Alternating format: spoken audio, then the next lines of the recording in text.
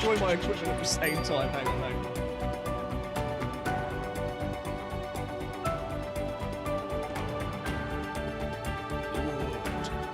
Good. Let the hate flow through you. Bayonetta. Strike me down, and I shall become more sexy than you could possibly ever imagine. Sorry, it's the exact same type of thing. Fill your eyes with hatred. It's exactly the same as It's right, before you do anything, have a look around first. What? And save. What, like, and jump up on that ledge and then fall over rather than running through the arrows? Yes. Yeah. I'm just making sure. Yeah, I can do this bit. Okay. This bit. Right, but what about past this bit? Fuck my life! I pressed the wrong button! You pressed load instead of save. Oh, motherfuckers! Oh, piss biscuits! Ooh. One collectible. So. Oh no, again! I swear I'm not doing this on purpose. I swear to God. Do you know what it was? I completely forgot the fact that this engine doesn't like corners. Oh, there's the shotgun. That's right. Here we go. Yes.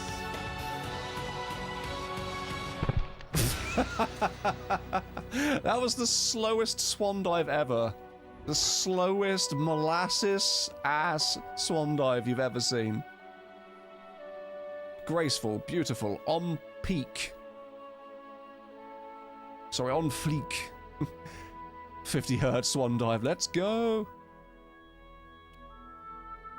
Atlantis.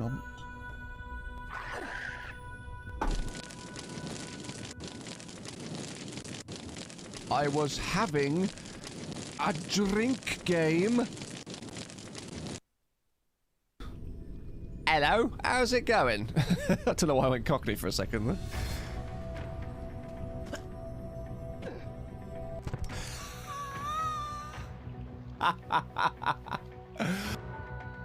Please. Good sir, sir.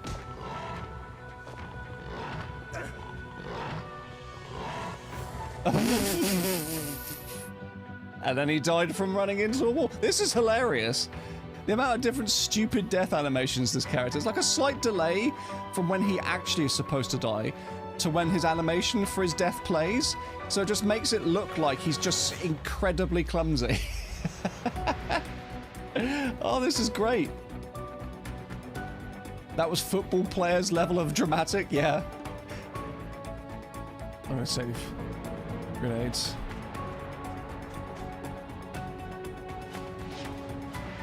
Die already.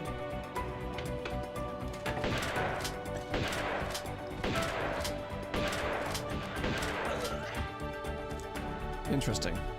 I kind of fucked with the timing there by pausing it. Sorry, Sabasu. Yes, I did. Huddled by spikes is a top-tier euphemism. Spiky balls, I think it was, wasn't it?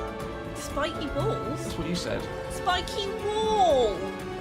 Well, come on. It's a wall! Not a ball! There are spiky balls. Yeah, you, when you haven't shaved them, they go pretty. Done it. That one.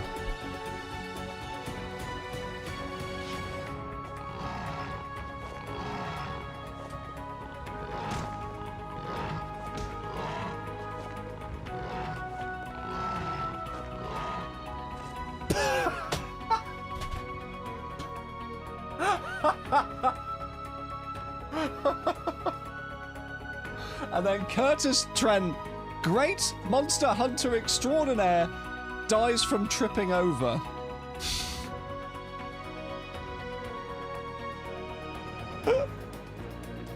Oh, if that's not a perfect visual analogy for this character, I don't know what is. You know what's going to happen. Here comes Steve. For England. Gearing up to the podium. his first attempt at Olympic gold.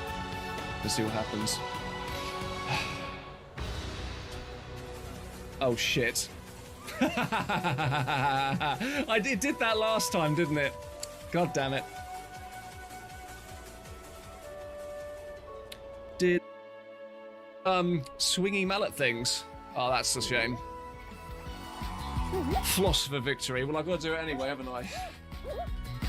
Get your clip books ready, I guess.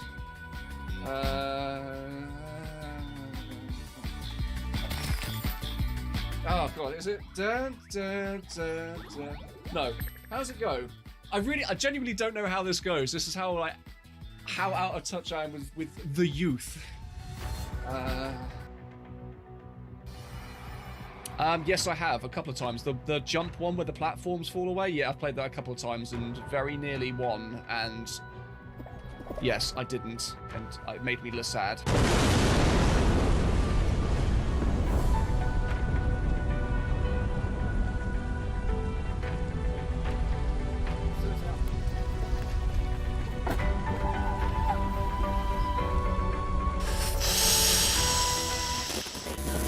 Good evening, good morning, good afternoon, whatever time it is for you lovely, beautiful people. There is finally news! Finally! After however long it feels like it's been 10, maybe 84 years. But we finally have news of a new Tomb Raider game. Games that aren't, well, one's technically a remake, again, but still, a new game! Holy crap!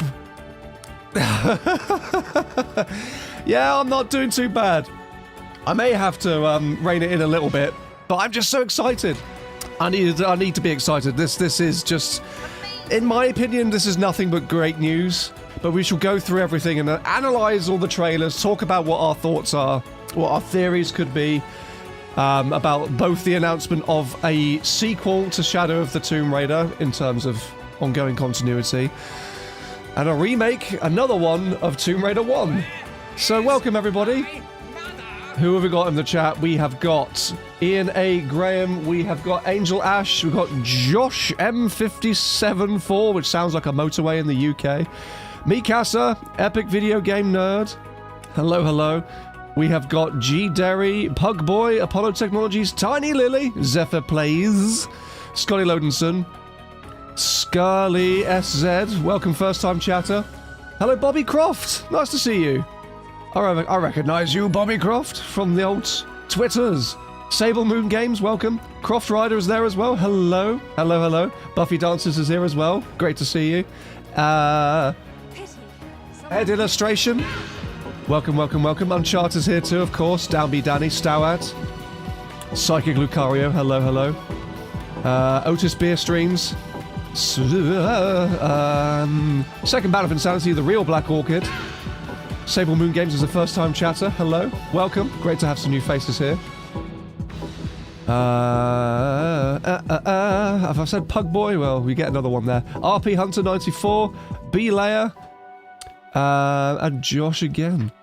But yes, hello, hello, Devil Luke 97 as well. But yeah, I didn't watch, I wasn't able to really watch the Game Awards live. I have been off sick for half of this week, near enough. So I very much am valuing my sleep at the moment. So, and it was at 12 o'clock, it was 12:30 in the morning for us to be able to watch this all live. The whole thing was like, wasn't it like 7 hours or something? It felt, I think I saw a VOD, or was it 3? Because 7 seems a bit ridiculous.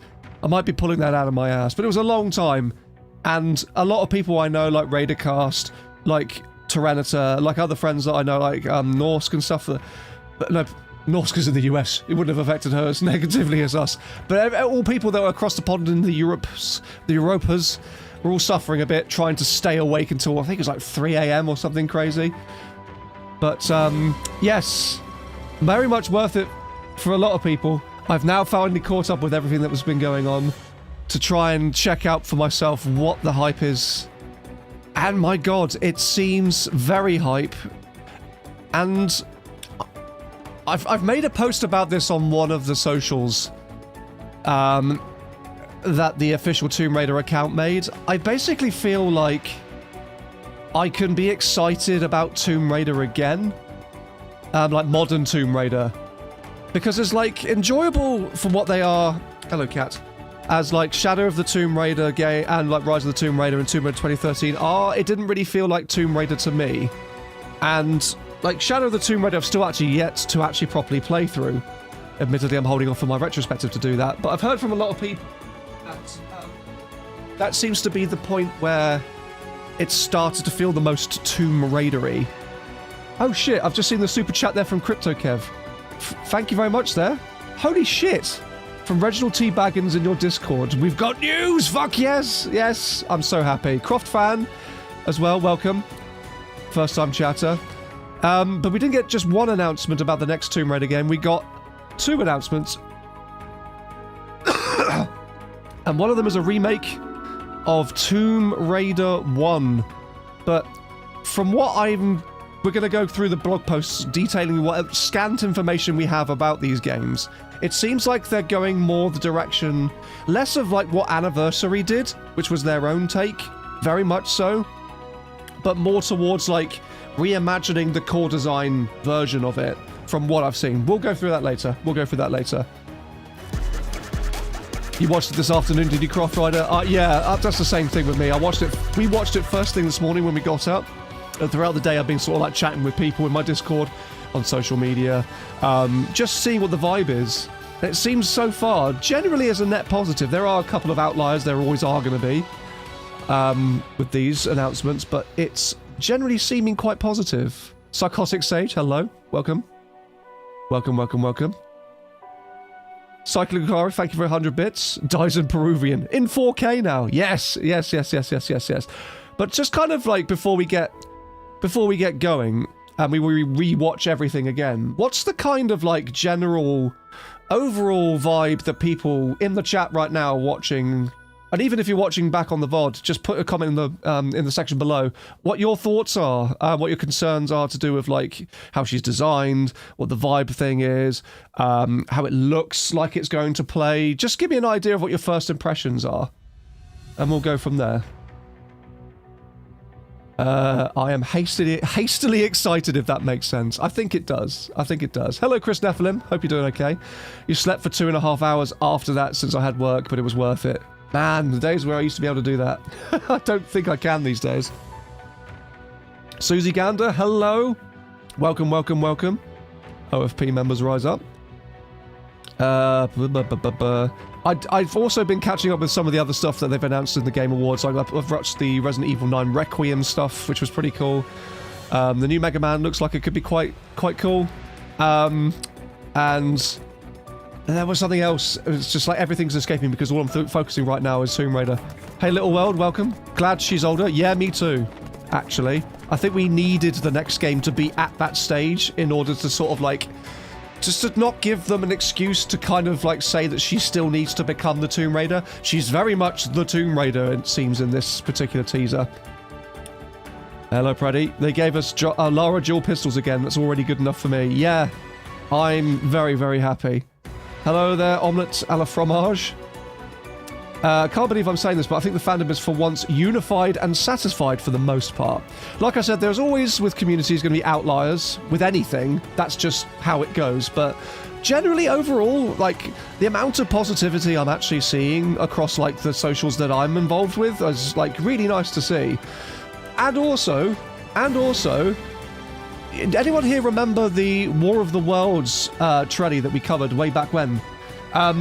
Turns out the guy who made that is working on the Legacy of Atlantis game, which is crazy. I don't know what capacity he is, but he announced that on his page on Facebook today, which is great news for him. I love seeing people who are like level builders transition from that to actually working on the series, like they did with the remasters and stuff. So that's really good. Uncharted Raider is ready for these games. Fantastic. Jim the Cerberus, I'm happy now with the new Lara isn't so whiny and she has more confidence and sass. Yes, this was what we wanted for a very long time. Games she plays has quite low expectations overall. Easily pleased. just more classic than Survivor, so it looks great to me. I'm excited. Yeah, and that's a very low bar to hit, I think. But it seems like they might do a good job of it. Again, like, we can't really give full judgment until we see a proper gameplay trailer and the game's out and we played it, but from first initial impressions, it seems like it could be a good move. It's definitely a step in the right direction, that's for sure. That's for sure. Hello there, CGen. Really dreading the new Tomb Raider 1 remake, but seeing it, my hopes are definitely up and I'm excited. Yes, and we'll discuss that in a bit, because I've got some ideas and like wish lists for what I would like to see in that particular version. Acrobatics being back is fantastic. Yes, and I got excited about the fact that fucking like sloped ledges are back, and I'll explain what I mean by that in a few moments. Eback, thank you very much there for the resub. Let's fucking go. Hello, everybody. Yes. New Gaming Linguist, thank you very much for the follow. Sorry if I've been missing notifications. Thank you there for the resub again, Sarah. Hello. My wife. Tyrannus, thank you very much for the resub as well.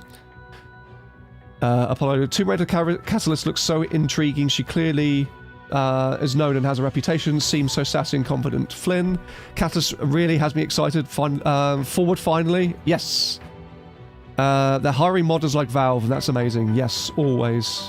Modders and level builders, you know? Community creators is exactly what this...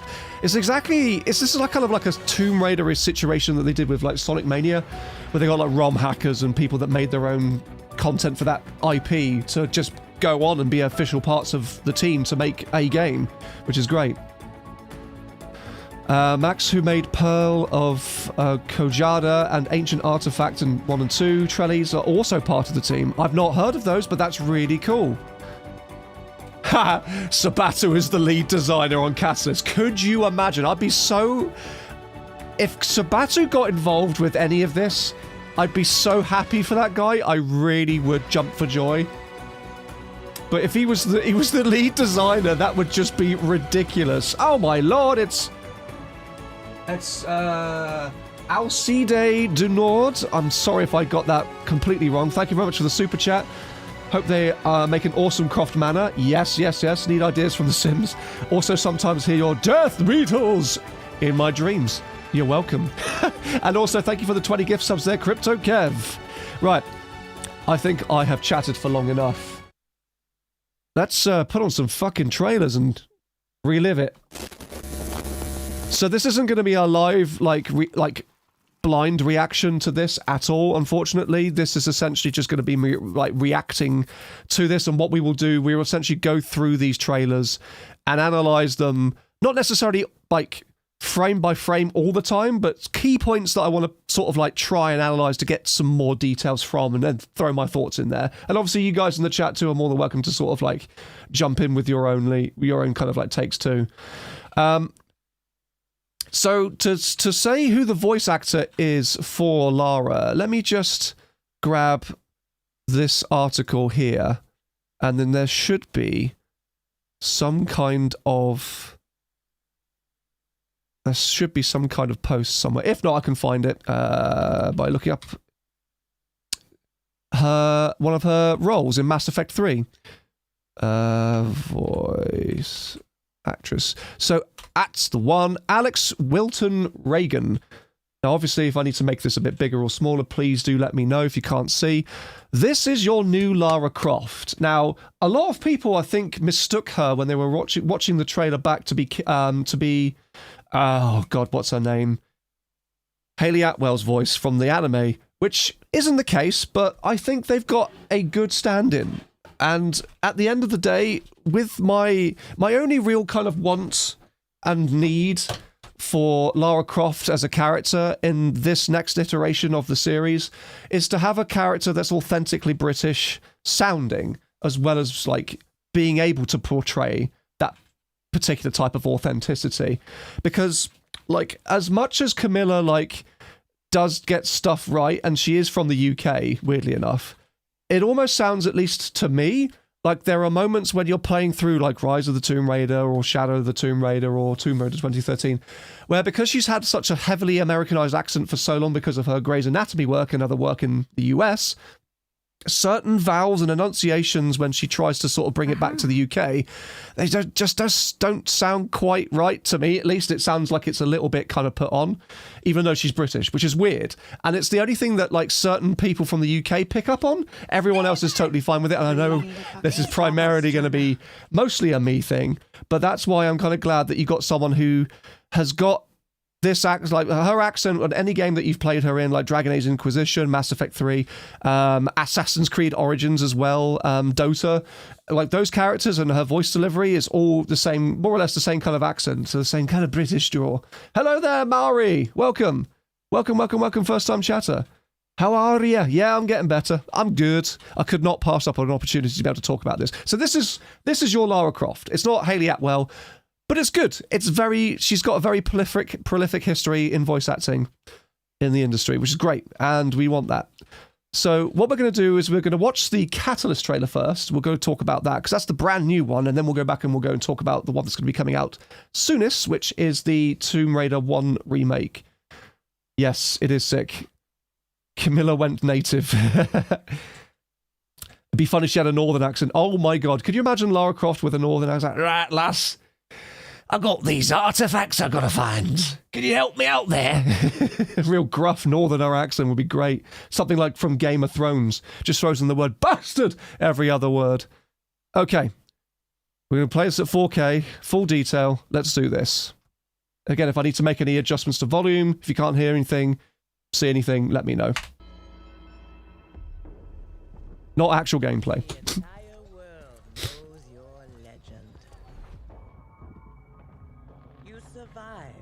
The Dragon's Triangle. Cross the threshold to Atlantis. Here we go.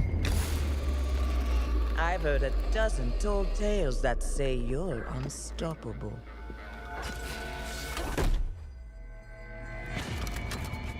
But I say, all legends must come to an end. Grapple hook. The grapple hook from Legend is back, baby. Yeet! That's where you're wrong. I'm just getting started. Yeah, man, this is great. As a trailer, this is fucking great stuff. Sorry.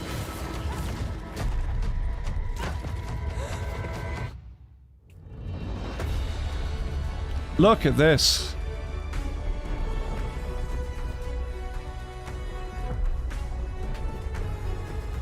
There are so many things we will talk about in this shot.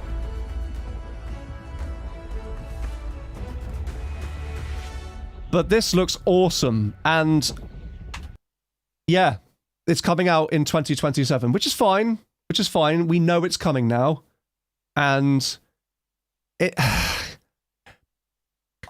I can't really say enough to everyone here how just like even looking at this image alone excites me as like a Tomb Raider fan, because it seems like they finally realized that Tomb Raider as a series thrives with the fantastical. It thrives like in embracing the mysticism of like ancient and modern myth, and the hyper realistic and the mythical is where it should be. It doesn't have to be always believable and always be in some kind of like actual history. It can take inspiration from our history of our own planet, but it doesn't have to stick rigidly to its rules. So, and the reason why this image like gets me really excited, and I'm going to say, it's going to sound like a really weird thing to point out, but look at this thing here. I don't know how well my mouse cursor is being picked up. No, it's not at all. Just north of her head, and then to the left of the main mountain, look at that floating piece of scenery there. That's just chilling. There's no rhyme or reason for it to be there, but it is. And in a classic Tomb Raider game, do you remember Tomb Raider 2's floating islands? When you first go through those doors, And then you've got the floating islands, which are all made of these mishmash of like jade and rock. And you've got those like cages and stuff that are just floating in just nothing. And it was up to you to be able to work out how to get there, what the heck is up there, and how do I best explore this? This is the type of thing that I have been wanting from the series for fucking years. And it feels like it could potentially be finally delivering on that. Like a modern classic Tomb Raider game, which I'm really hoping it is. There's already been rumors that it's going to be like an open world type of game. Like there's like it's set in India clearly. But this is going to be kind of like you could go to this building on the right, you could go to this thing on the left, you could go to this town down here at the bottom, or a waterfall down here you can swim in. But it seems like there's going to be more of a kind of emphasis, potentially, on exploring at your own pace. And you're not limited by a straightforward linear narrative. You don't have to go because, like, you're in a kind of sub-area of a bigger world. It seems like they're just giving you a bigger world, potentially, and then just letting you have at it, with story kind of sprinkled in. And it has me excited because of that stupid floating rock palace that's up there. But it seems like, to me, it's like, that's kind of inviting you. That's the sort of shit that Tomb Raider needs, to sort of like give you a cool looking location and then invite you to go and explore it and find its secrets. So, yes, I'm very much like, this image alone is like really cool. But let's go through and just see what we can sort of glean through the rest of the trailer.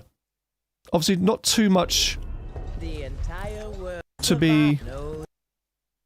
Not too much to grab here. We get some sort of like shots of her walking through this village in India. There's like a pocket knife there, so there's obviously going to be some kind of like melee combat, possibly, or some kind of like combat knife-based mechanics like they had in the reboot games. Unibuns, hello, welcome. Thank you very much there for the link earlier, Unibuns. They've also confirmed Catalyst is after Underworld. Let me just get that article up. And then let me just see if I can copy that across to this computer. 2 seconds. Nope, that's not doing it. I might have just opened up Twitch chat in my own, but it's all good. Oh no, here we go. There we go. Okay, we'll read that in a second. Fucking cookies, go away. No. Here we go. Sorry, too much stuff happening there. Thank you very much for the assist, chat. So yeah, let's continue. legend. Is there any significance to do with that sign at the bottom there, Lal Mahal? Anyone fluent in the language can translate? I'll just read some chat for a second. TR3 Monkey is back again. Yeah, no modern day Alistair. Yeah, he's very much going to be dead. R.I.P. The floating islands, now the monastery moves instead of movement at the monastery. Yes. I could see the floating islands, something that appears or spawns later in the game when more mysticism is introduced. Yeah, I could see kind of like the whole environment shifting and changing with the whole shot at the end of all the spikes and the geometric like rock being forced up from the ground. That could be like a game mechanic with things physically changing throughout the campaign. That could be quite cool. But yeah. It reads Red Palace. Thank you. The Red Palace. You survived the Dragon's Triangle. The Dragon's Triangle, obviously referencing the first Tomb Raider reboot. Well, I say first Tomb Raider reboot, the Survivor first game. What is going on here? So what have we got? We got bow and arrow, that's very much making a comeback, but we expected that to be the case. We've got Roth's pistols there on the bed. We've got the wrist cuff there, just in the background. I say the background, the back of the bed, which has the grapple on it. Got some ammo clips there. Her backpack is interesting. There's like a metal plate on the backpack with something I can't really quite make out. That's like strapped to the back of it. I can't see any pickaxes though. That's really interesting. Yeah, there's no climbing axes. Okay. Not going to read into that too much, but that's an interesting thing to pick out. The pistols have the Society of Raiders logo on them. Nice. Could be a parachute, maybe. Backpack is clearly from another. Remember when people went absolutely apeshit from that small little incidental detail that was in a spin-off game, like a mobile crossover? Is that a sword out of focus in the front? No, that's part of the bow. Because if you look, I can't use my cursor unfortunately, but there's like a wooden handle at the front there. And then you've got the bit to the left of it where the actual arrows are sitting. That's like the eye where the arrows get shot from. Yeah, no, that's just the bow. That's the entire like structure of the bow by the looks of it. Just see if we go further, if there are anything more. No, not quite.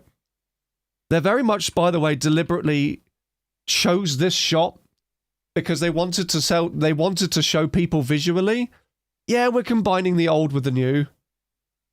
Like, in a really kind of, like, obvious way. Hello there, Blueberry, welcome. Grayla, lovable dragon as well. Hello.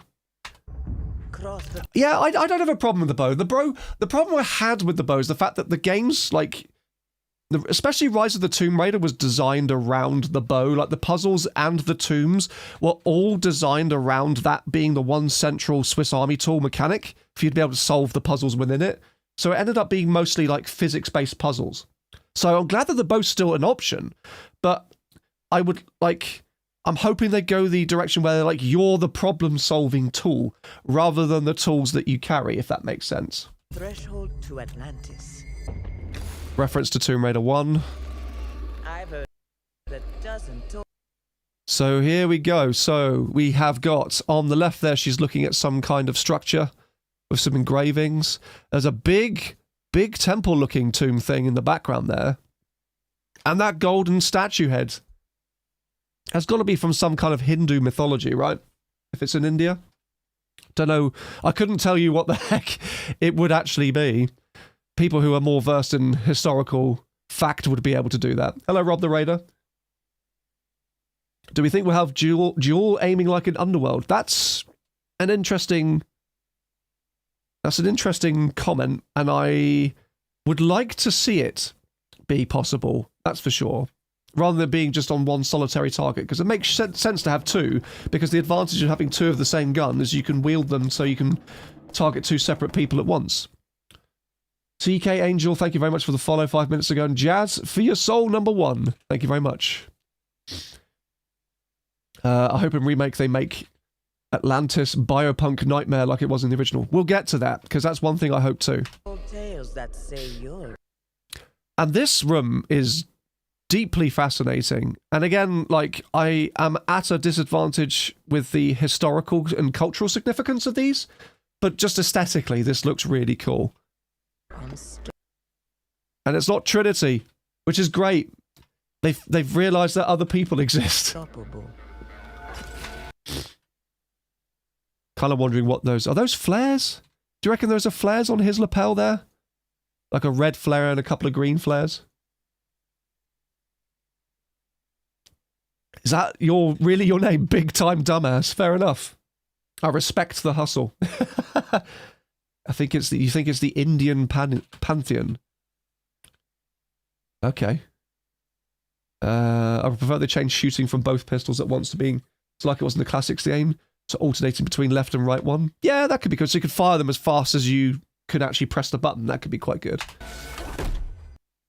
Who's Amanda? Bigger look at the boots. Clearly, Lara has got better knees than me. My knees are shot. Interesting gas mask there with the cowboy dude in the front. But I say, all legends must come to... Who is this person, do we reckon? Who are they a leader of? Because it can't be Trinity. Thank God. Thank God. One of the rivals. So do we reckon that we're going to have like several rival treasure hunters in this, or is there going to be just one antagonist that we're going to be like racing against or trying to stop? That's another thing I think was doing the rounds, one kind of suggestion or rumor. And getting wealth. Those seem to be definitely, yeah, they do seem to be gold-plated aviators. An end. This woman's drip is on point. Get over here! So she uses her grapple hook to basically yank down the lights.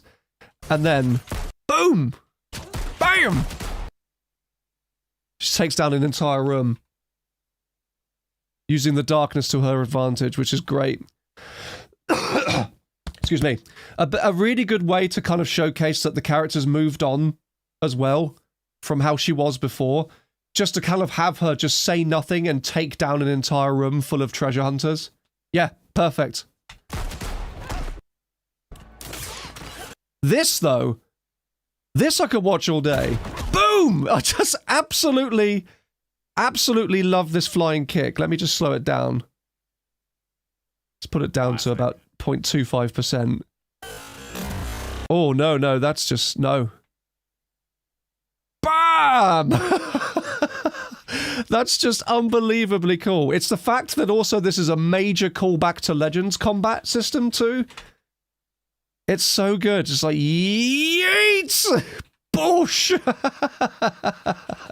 It just shows that she's not fucking around with this game. She's like, if we had any doubts about this game potentially having not having acrobatics in it, and I know that people like myself included have been desperate for a return to Legends combat system in some way, this is very much a kind of confirmation, I feel. The Salmonet, thank you very much there for the follow. Hope I got that name right. But yeah, great stuff. She absolutely just takes it down. That's where you're wrong. And then there's this. There's this screenshot here that has been doing the rounds that people have sort of like taken out of context, posted on social media because it's our first proper good look at what Lara's character model could look like in the full game. And I must admit, I do agree with some people that think she kind of looks a little bit Latina here, but also her face is giving me Millie Bobby Brown. I don't know about you, but that's also a vibe I'm getting from this too. But some people are just kind of like, well, she looks so drastically different in the CGI trailers and everything. And they're not necessarily vibing with it. I wouldn't hang on to this look for her too much, because if I just bring up Shadow of the Tomb Raider's first reveal trailer that was made entirely out of CG. So if I just skip through and I find the bits where it's actually got her.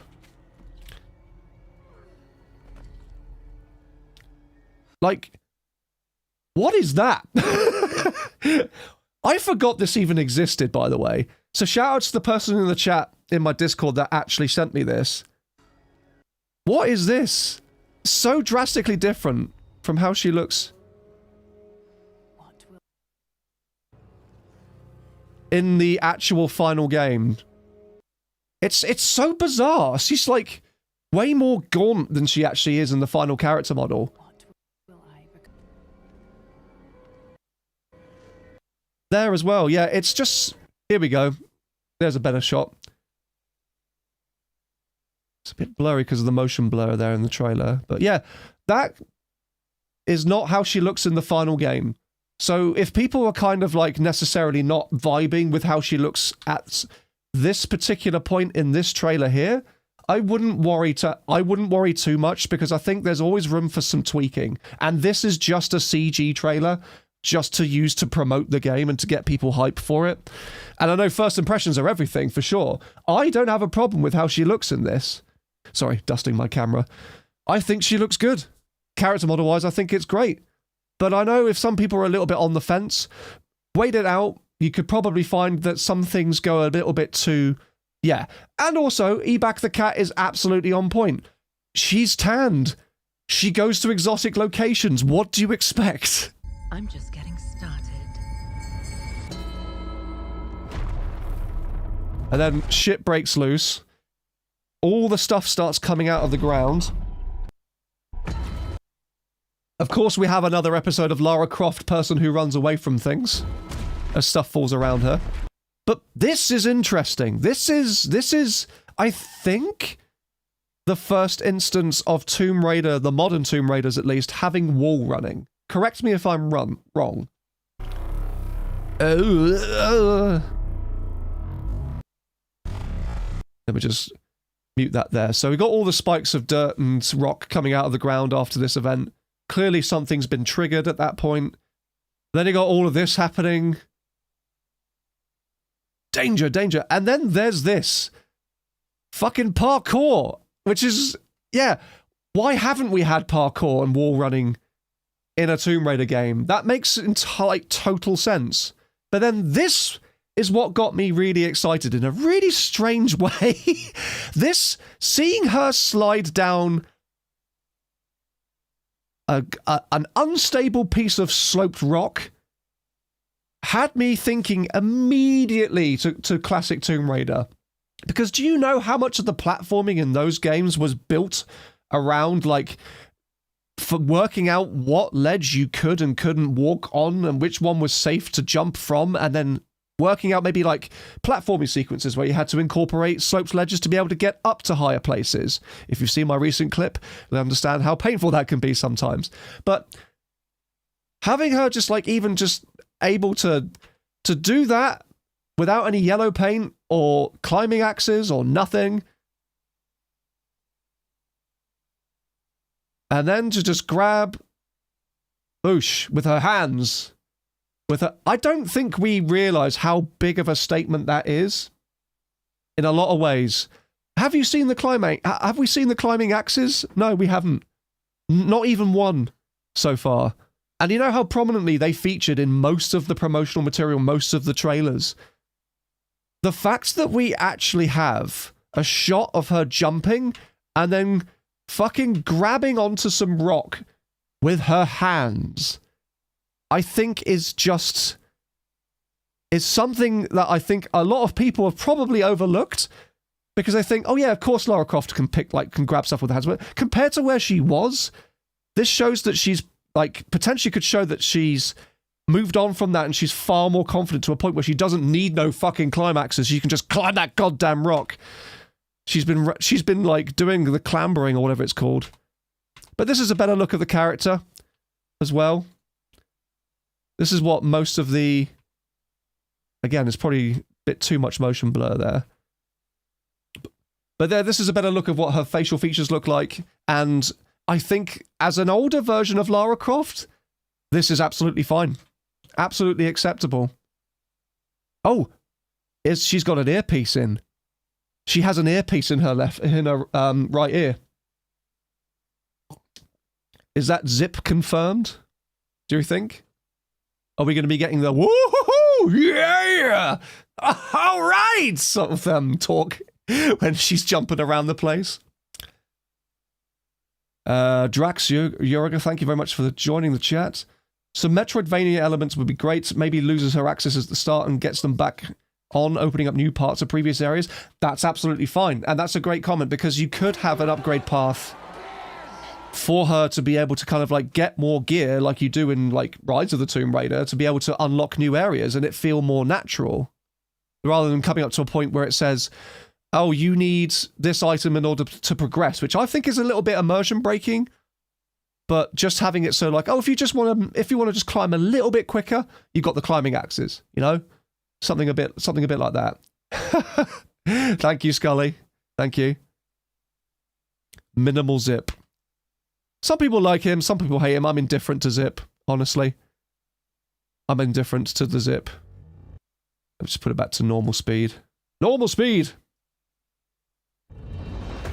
And then there's this absolute glamour shot of what potentially could be the entire area. It won't be the final look. But you got all these like rocks that are coming out of the ground. There's molten magma inside them, or some kind of glowing energy. They got this temple here with the blue domed roof, which looks really cool. And other kind of like ruins potted around the place. I don't know what that is, but I don't know if you can see it, chat. if you look center of the frame, and then again, you can't see my cursor, annoyingly, there's a white box that's just situated on the top of a cliff, and kind of look like it could be like the startings of a stone pillar or something. Don't know what the significance is, probably no significance at all, but nice little detail. You see it, do you? Nice. Got an arch there that's down to the left, the bottom left as well. And there she is. She's not wearing teal. She's wearing white, and she's got a little red scarf.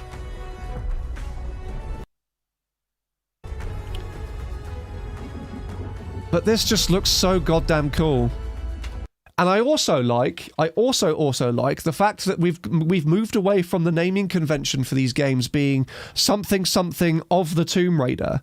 It's now gone back to the older way of doing things, which is Tomb Raider and then something like a numeric or a name after it, like Tomb Raider Underworld, Tomb Raider Legend, Tomb Raider Catalyst.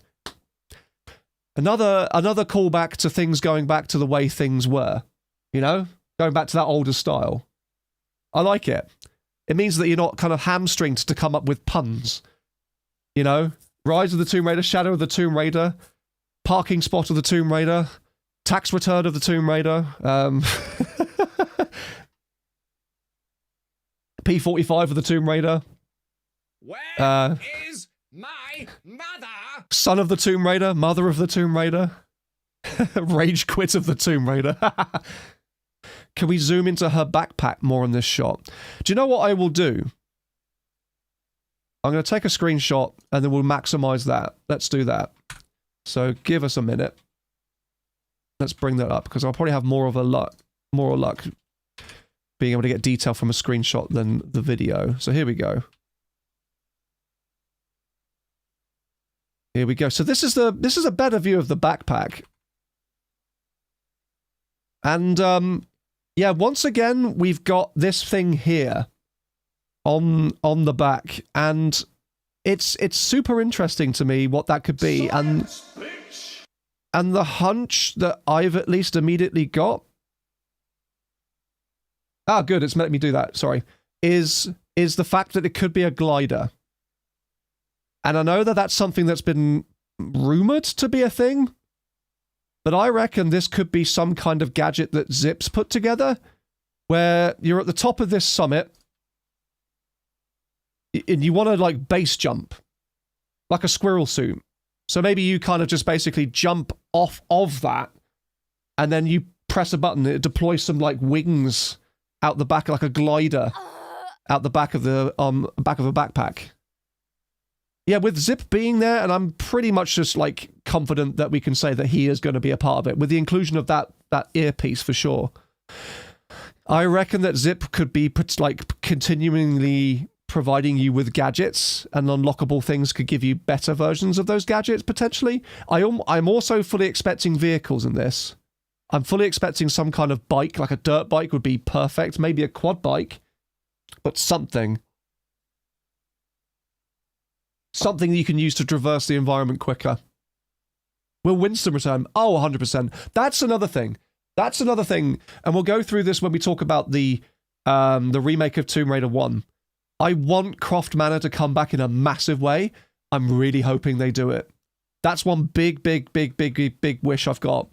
Like, I really want to have Croft Manor come back. Let's zoom in onto this little island. So this is the island here that I got very excited about, because this is kind of like, yeah, this is the shit I live for with Tomb Raider. Like, I want to walk into like an area like I've never seen something like this before. Like this is fucking cool. Like, I want to go up there. I want to explore it. I want to kind of like be able to sort of like climb to the highest peak, collect something nice and shiny, and then maybe like glide down to the surface again.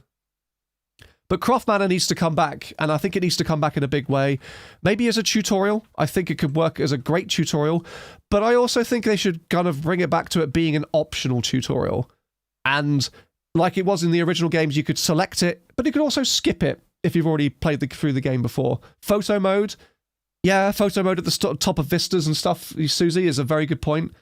I think that will be a given, considering like people like Skion J and loads of other virtual photographers are all over that shit, and they do some very fantastic work with the cameras that were in, like Shadow of the Tomb Raider, for example. No, Darren, we're about to watch the second one. We're just talking about Catalyst first. But, yeah, that's basically my thoughts with Catalyst. I am very excited for Catalyst. I am very excited for Catalyst, and I'm looking forward to seeing what happens with this, like what more they can show. Again, this is just a teaser trailer, but they've done a good job of making a good first impression, at least in my book. Let's now talk about the Tomb Raider 1 remake, the second one, Anniversary 2 Electric Boogaloo. This is interesting to me, because as much as I love Tomb Raider 1, and you'll see in a minute that I've got some very positive things to say about this, but as much as I love Tomb Raider 1, it kind of makes it feel like they're trying to make it seem like Tomb Raider 1's the only story from that part of her history that's worth retelling. It almost seems like they're redoing it so many times that that's the only one that exists. Which, you know, I'm conflicted. I'm very conflicted because it does look really cool, this remake. We'll go through it and talk about it, but it does feel a bit like, oh, we're going back to Atlantis. We're going back to the Lost Valley. We're going back to seeing T-Rexes. We're going back to fighting Natla again. Like, cool. I love this game. I love Tomb Raider, the original one. We'll have to see what they do with it. Honestly, we have to see. And I know from a business point of view that this is a very smart thing to do for them, because Tomb Raider 1 is one of the more beloved games in the series. So having another remake that's all modern and shiny, like akin to Final Fantasy VII Remake, is a very smart move because they know it will sell like hotcakes.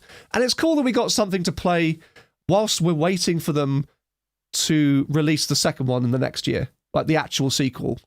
But it'll be interesting to see what they do. Let's have a look, and we'll go from there. It's been years.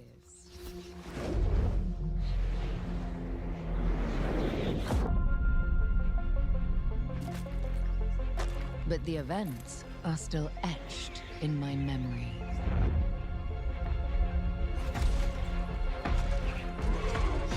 Lost worlds, frozen in time. New discoveries, waiting behind every door. Across every chasm.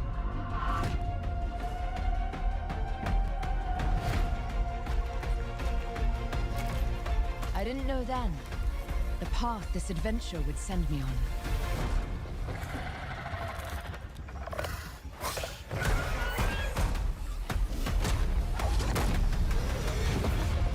But it lit a fire that still burns. I need to see more. I need to go further. To uncover the secrets of Atlantis.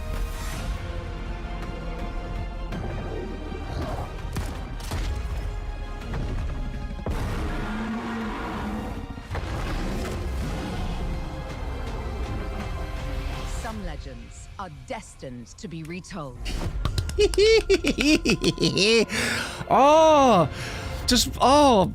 watching it back, I've watched it like several times. I still fucking love this trailer. I just love it. I just love it. Oh, it makes me giddy. To answer people's questions that I'm seeing in the chat, yes, this is running on Unreal Engine 5. Both games will be. They've said from the get-go that the series going forward for the modern iterations will be using Unreal Engine 5. This was like something that Dallas Dickinson from Crystal Dynamics did a video on years ago. So this is well known. But hopefully it will be a version of Unreal that doesn't have bad traversal stutter with shader caching, which will be great. Hopefully 5.7. Yes, triple. Hello, hello. So, let's break this motherfucker down. It's been years. It's been 84 years. Fucking, where have you been? But this shot alone, right? This is really fucking cool. This is like, I know it's kind of like a big balls glamour shot for hype. But the fact that they're releasing it next year at some point means that they must be quite far along with development with this. So this must be kind of at least a sneak peek as to what the Lost Valley area is going to look like, which is insane if it looks this massive. Absolutely insane. Before I carry on, I just want to mention the studio that are working on this. That is working on this. Let me just see if I can find the... Yeah. So the studio that's actually working on this is an Amazon... This is an Amazon Game Studio joint with a bit of Crystal, but also Flying Wild Hog. And you're probably wondering, who the heck is Flying Wild Hog? Hello, Geek Raider, by the way. Anyone here ever play the Shadow Warrior reboot games? The Asian-themed first-person shooter series that was like originally a 3D Realms game with Lo Wang. Yeah. That's those guys, which is crazy, actually, because they've never done anything like this. So this is a really interesting pick. So it'll be interesting to see what they do with it, but as we go on, I'm fairly confident with this. This will be a good swan dive. Yes, please. Just look at this! Amazon Game Studios presents Boots. Unfortunately, no red laces. Boo, boo, boo, but at least she's got the same boots that she had in the original game. But the events. Booty shop. I'm kind of, my webcam is kind of nestled in the buttock area, accidentally. But yes, the Society of Raiders logo is on her pistols, right there. Classic. Right there, so anyone who has signed up. What does that mean, though, for the greater story of Tomb Raider? What's the Society of Raiders? Unless it's just her, like, cool little emblem. Are still etched in my memory. And look! But 2 seconds. Events are still etched in my memory. Yeah, the Toby cam is strong there. Look! God damn! I'm just gonna screenshot that just for my own sake, like my own purposes. Look at this! Look at this beautiful landscape. This looks amazing. And there we go. There's the first caves level, the end of the first caves level. There's a lot more going on visually than the original, but it seems like, and this is the. And this is where I'm kind of, and we'll read the blog in a minute, I'm thinking more that they're going to start adapting more of the visual and the design ethos from the 1996 original over what they did in the Anniversary remake. Not necessarily just by going this, but you can already tell that there's so much more color in this frame alone in caves. Do you remember what, like, Anniversary looked like? If anyone here who's watched my video on Anniversary, thank you once again. But I did make a big point of saying that I installed a reshade to that game because I played it and I was not necessarily too enamored with how, like, muted the color palette was. And I can kind of see what they were going with because everything's supposed to be dense and musty and dirty. But it kind of just took away from some of the visual charm of what that game actually had, and I think the reshade kind of boosting the colours helped with that in some way. Not massively, but it did some good job to it. But this here with the reds and the blues, like the sapphires and the golds and the greens, just really like popping, it's absolutely fantastic. If Tomb Raider, in my mind, if Tomb Raider Anniversary was like an overcast day, this game potentially has the ability to be the sunny day that we've been waiting for. You know, it's just like a breath of fresh air. Like it's like a clear summer's day where you can see everything and all the colors are there. But this is so cool. I just love how it just gets me giddy for like wondering what the heck St. Francis Folly is going to be like you're saying, Scotty. What the heck is Greece going to be like? What the heck is Egypt going to be like? And more importantly, what the heck is Atlantis going to be like? We'll talk about Atlantis later. Frozen. Look at this! Look at this! This beautiful landscape! And you can't really see because my webcam's in the way. If I hide myself temporarily. There's a bridge there on that their left-hand side. It's a nice there pole with a flag. But it's got me kind of like wondering how much of this stuff are you actually going to be able to explore? In an ideal world, everything. That would be great. That would be absolutely great. Like, I can fully imagine going into that pool of water down there by the waterfall to explore stuff underwater. There is a brief shot of an underwater swimming segment in this trailer. And then you got stuff at the top there. This area here could be fully explorable too in some capacity. It just looks like you're going to be going through potentially like an environment that is more built to be how it would actually have been if people lived there, like an actual place, and you can climb on stuff as you go, rather than it being kind of like a system where you know, oh, I can look over there, there are these blocks over there that are purpose built and put there for me to actually climb up to this ledge here. It's less video gaming, I guess, and more kind of like it's like you're uncovering something. And even Anniversary is a little bit guilty of this too, because it was, although the environments were cool and all of that, there were definitely areas where it was just kind of like, if someone were to actually live in this place, how would they get around? How would they actually get from A to B? Like, there's no kind of sense or rhyme or reason. The only reason why this place exists is because Lara has to explore it. But that's it. It seems like it might be kind of like a good balance between that type of ethos, because it has to exist, and also like having it so it's kind of like, wow, this is actually a place that could have existed, if you get me. In time. And here we go. Here's our look at a younger unified Lara. And this, I'd say that this version of her is closer to what she looks like in the Survivor trilogy games. Like, if you were to take like a screenshot of Survivor Lara, which I might have already queued up. Yes, I do. So let me just grab let's get a side-by-side comparison going, chat. And then go to here. If we... No. I'll just do that and that. It's maybe not the best version of Survivor Lara. Let me just try and find a Shadow of the Tomb Raider. Lara. I could get a better screenshot. Give me 2 seconds, chat. Like this one here. I'm pretty sure this is like Sinfusion's picture. Phantom Gamer. So it's not too far off, is it? It's not too far. Let's just screenshot this bitch. This biatch. Let's put this side by side. So let's do a comparison. So if we zoom in a bit... Whoa, too much. Oh, God! So we got this face here and we got that face there. I'd say that's a pretty good, like, visual continuity, like, aging of her. Like a good marrying up of what her classic look like she's supposed to look like at this point in her life. Yeah, I'd say this is pretty good. It sort of like honors the facial features that she started with and doesn't completely eradicate them. It's like a good... Yeah, Flynn's got it. It's like a good bridging the gap look. Yeah, I think it's good. I like this version. And people are just like, oh, they might prefer this one over the one that's in Catalyst. You got to remember, Catalyst, she's older in that game, so she's of course going to look more mature and different. Strong eyelash game. Hell yes. Very, very strong. But yes, it's just...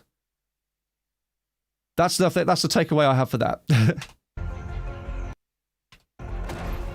Now this is cool. This is cool. This is obviously the Lost Valley level, and I want to say this isn't the part of the Lost Valley where the T-Rex is. I want to say that this is like almost like a reimagining of the starting area, where you start at the top of the waterfall and you got those gears, and you have to find the little gears to then activate the bigger ones. I have a feeling that this might be that area instead. I could be wrong, but that's what the vibe I get from this is. Grapple hook, like to see it, like to see it. Yeah, returning grapple hook mechanics from Legend and Anniversary are back. Behind every door. So she's kind of kicking the cogs into place, which is interesting because you never had any stuff like this in the Survivor games where you were hanging off a ledge and you just basically kick the shit out of whatever it is you're trying to manipulate, which is quite refreshing if I'm perfectly honest. having her not deign to like move stuff around or use physics to be able to operate stuff. Just literally just going up to this cog and just being like, yeah, and just booting it into submission was just quite entertaining to me. And Legend fans, look out! Across every A return of the horizontal pole swing animation. Across every The acrobatics are back, people.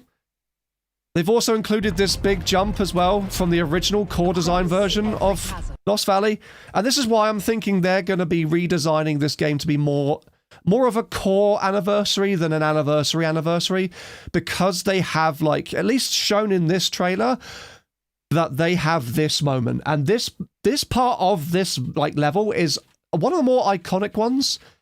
I think everyone who grew up playing this or played this for the first time when they got to the Lost Valley level were always like really nervous about this particular jump because of the bridge being out, because it was like one of the first instances where you could potentially fall to your death like really easily, and because it was back during the era of save crystals, you could have lost like a load of progress if you weren't careful. I remember that vividly from me when I was growing up, but I know that this was like a real kind of like test of metal, like your own personal confidence with how you were with the controls by being able to make this jump. But the fact that they've brought back this bridge, and I'm pretty sure in Anniversary this bridge and this configuration doesn't exist, but it does here now, which is why I'm like, they could be doing it more like core design than we realize. Hello, those Soup Boys. She looks more confident and kind of looks like Monica Bellucci. That's a good shout. Not complaining at that. Not complaining that at all. Tim Burton's an absolute loser for losing her. Right, there we go.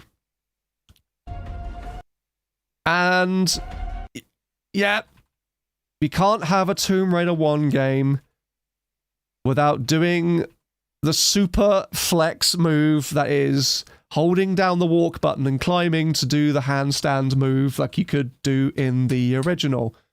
And I'm glad that they showed this off, because this is just like a real kind of like look to the camera wink moment from the devs, it seems, because this sort of stuff is like for the fans. This is for the real kind of like fans that have been around for a while and know how to do this, and that this is a thing. This is the sort of stuff that makes this series iconic, at least for me, and for a lot of people, I reckon, as well.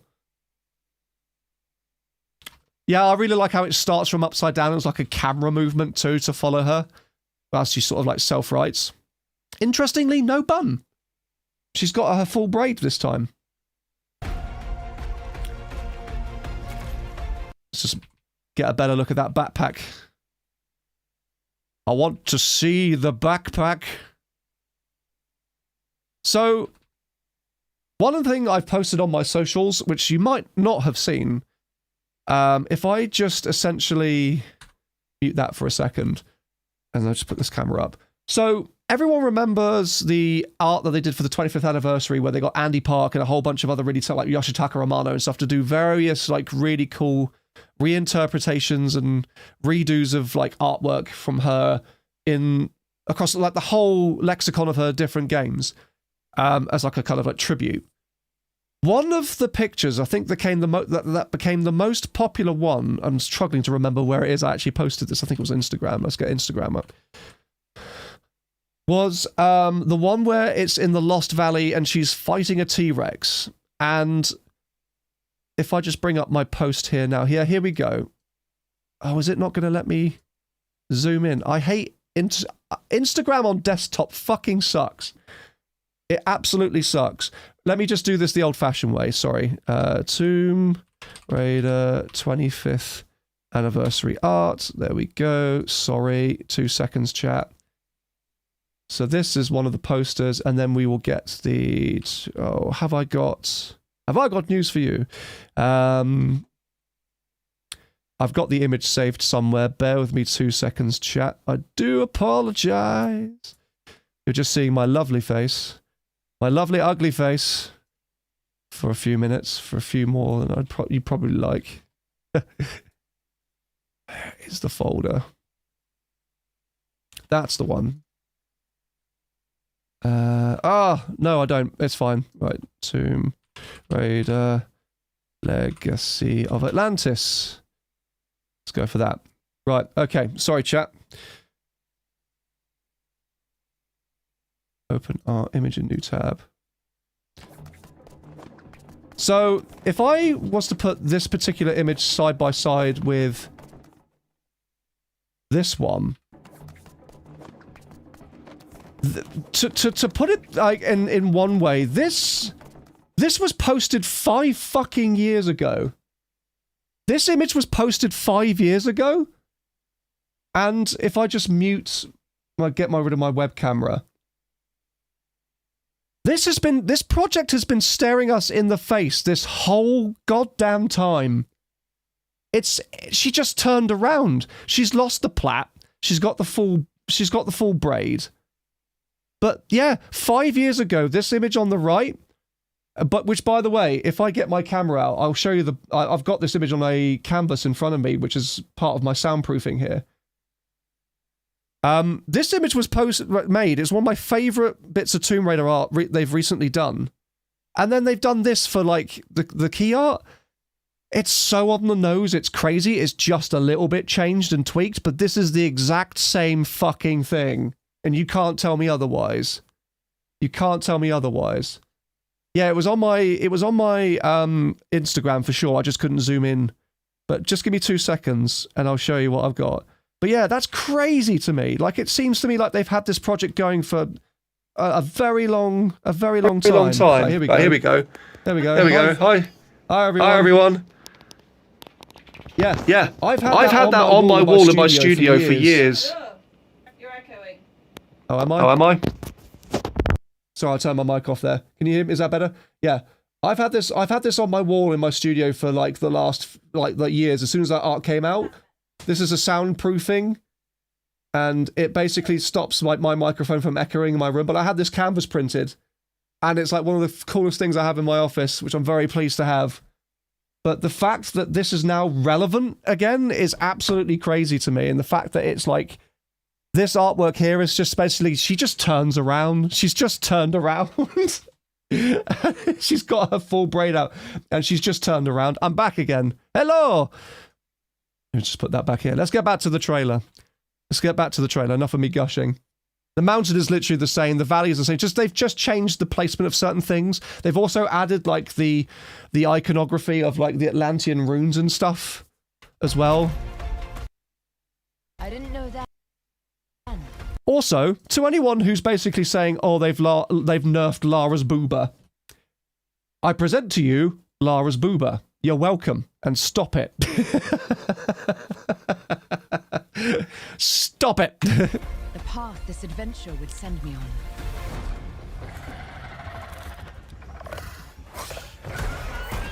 So this here is interesting. This is the more interesting part of the trailer, because I think this is gameplay. From the way that she moves, if I just put this into super slow-mo, and then mute, because otherwise it's going to sound awful. So the way she's like sliding across the ground and backwards, that's totally gameplay. And what's double confirmation of this is this moment coming up right about now. Hello there, Adrenaline Dodge. We've missed you, I guess.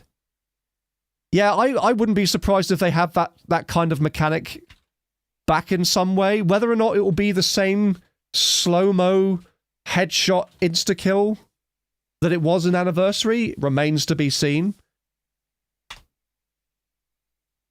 But yeah, it goes a bit slow-mo there because she goes ba-bam, and then she gets a headshot, and then the rest of the trailer picks up. But yeah, that's totally the Adrenaline Dodge. I'm with Preddy. I liked the Adrenaline Dodge. It added a bit more of a tactical element to her movement tech. I'm all for that. But I can see how people might be put off because it's kind of technically a quick time event, but not really. But it is. It's like a really weird, like, grey area. I fully appreciate it.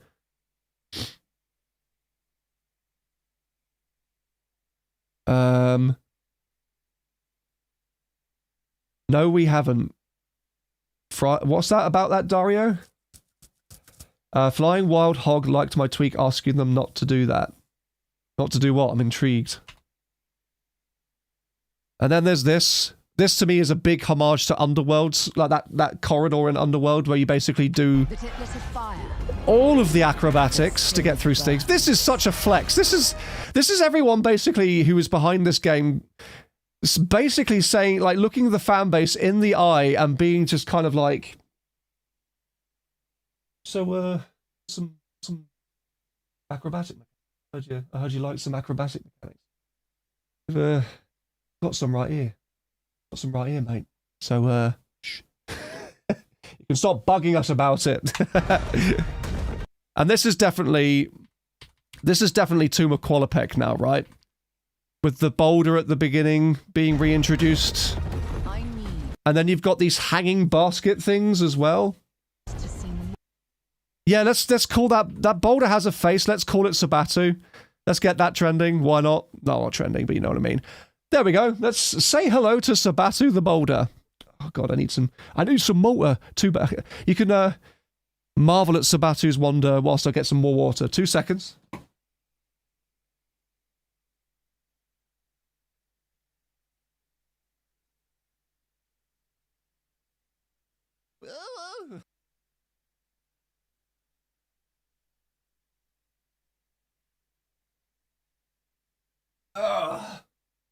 Aquafina! Jason! Yes. Ah, fantastic. Hello there, Rora Octo. Thank you very much to everyone who's in the chat, been chatting. If I've been missing stuff, which I know I have been, I do apologise. But I really do appreciate all of your comments, and I'm going to try my best to basically try and catch up with some stuff. Also, after the fact, what I sometimes like to do, I like to watch back through parts. Just in case there were things that I could basically just pick up on that I might have missed live. So I do apologise. I do try my best. It's a lot to catch up on. I need to see more. More? More? Is my mother? Yeah, this is definitely Tuma Qualipec, just judging by the golden like placards here with the engravings and that thing. It's interesting how they've got like hanging baskets now, and I could imagine this is probably the big central room that you start off in. And then you can get access to other areas using these little baskets somehow.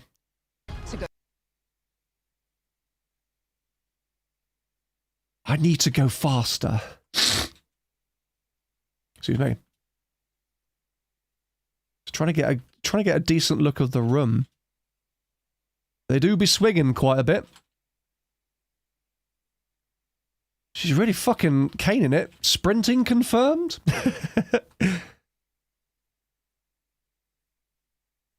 And just before the boobers are about to smack you in the face... Oh no, wait.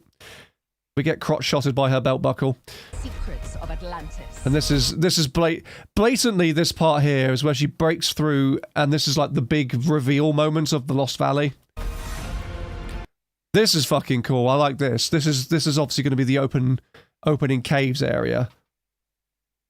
And yeah, no, I like the icy aesthetic. It's giving me Rise of the Tomb Raider vibes quite a bit, just because I've been surrounded by that game this year, and also because ice. Excuse me.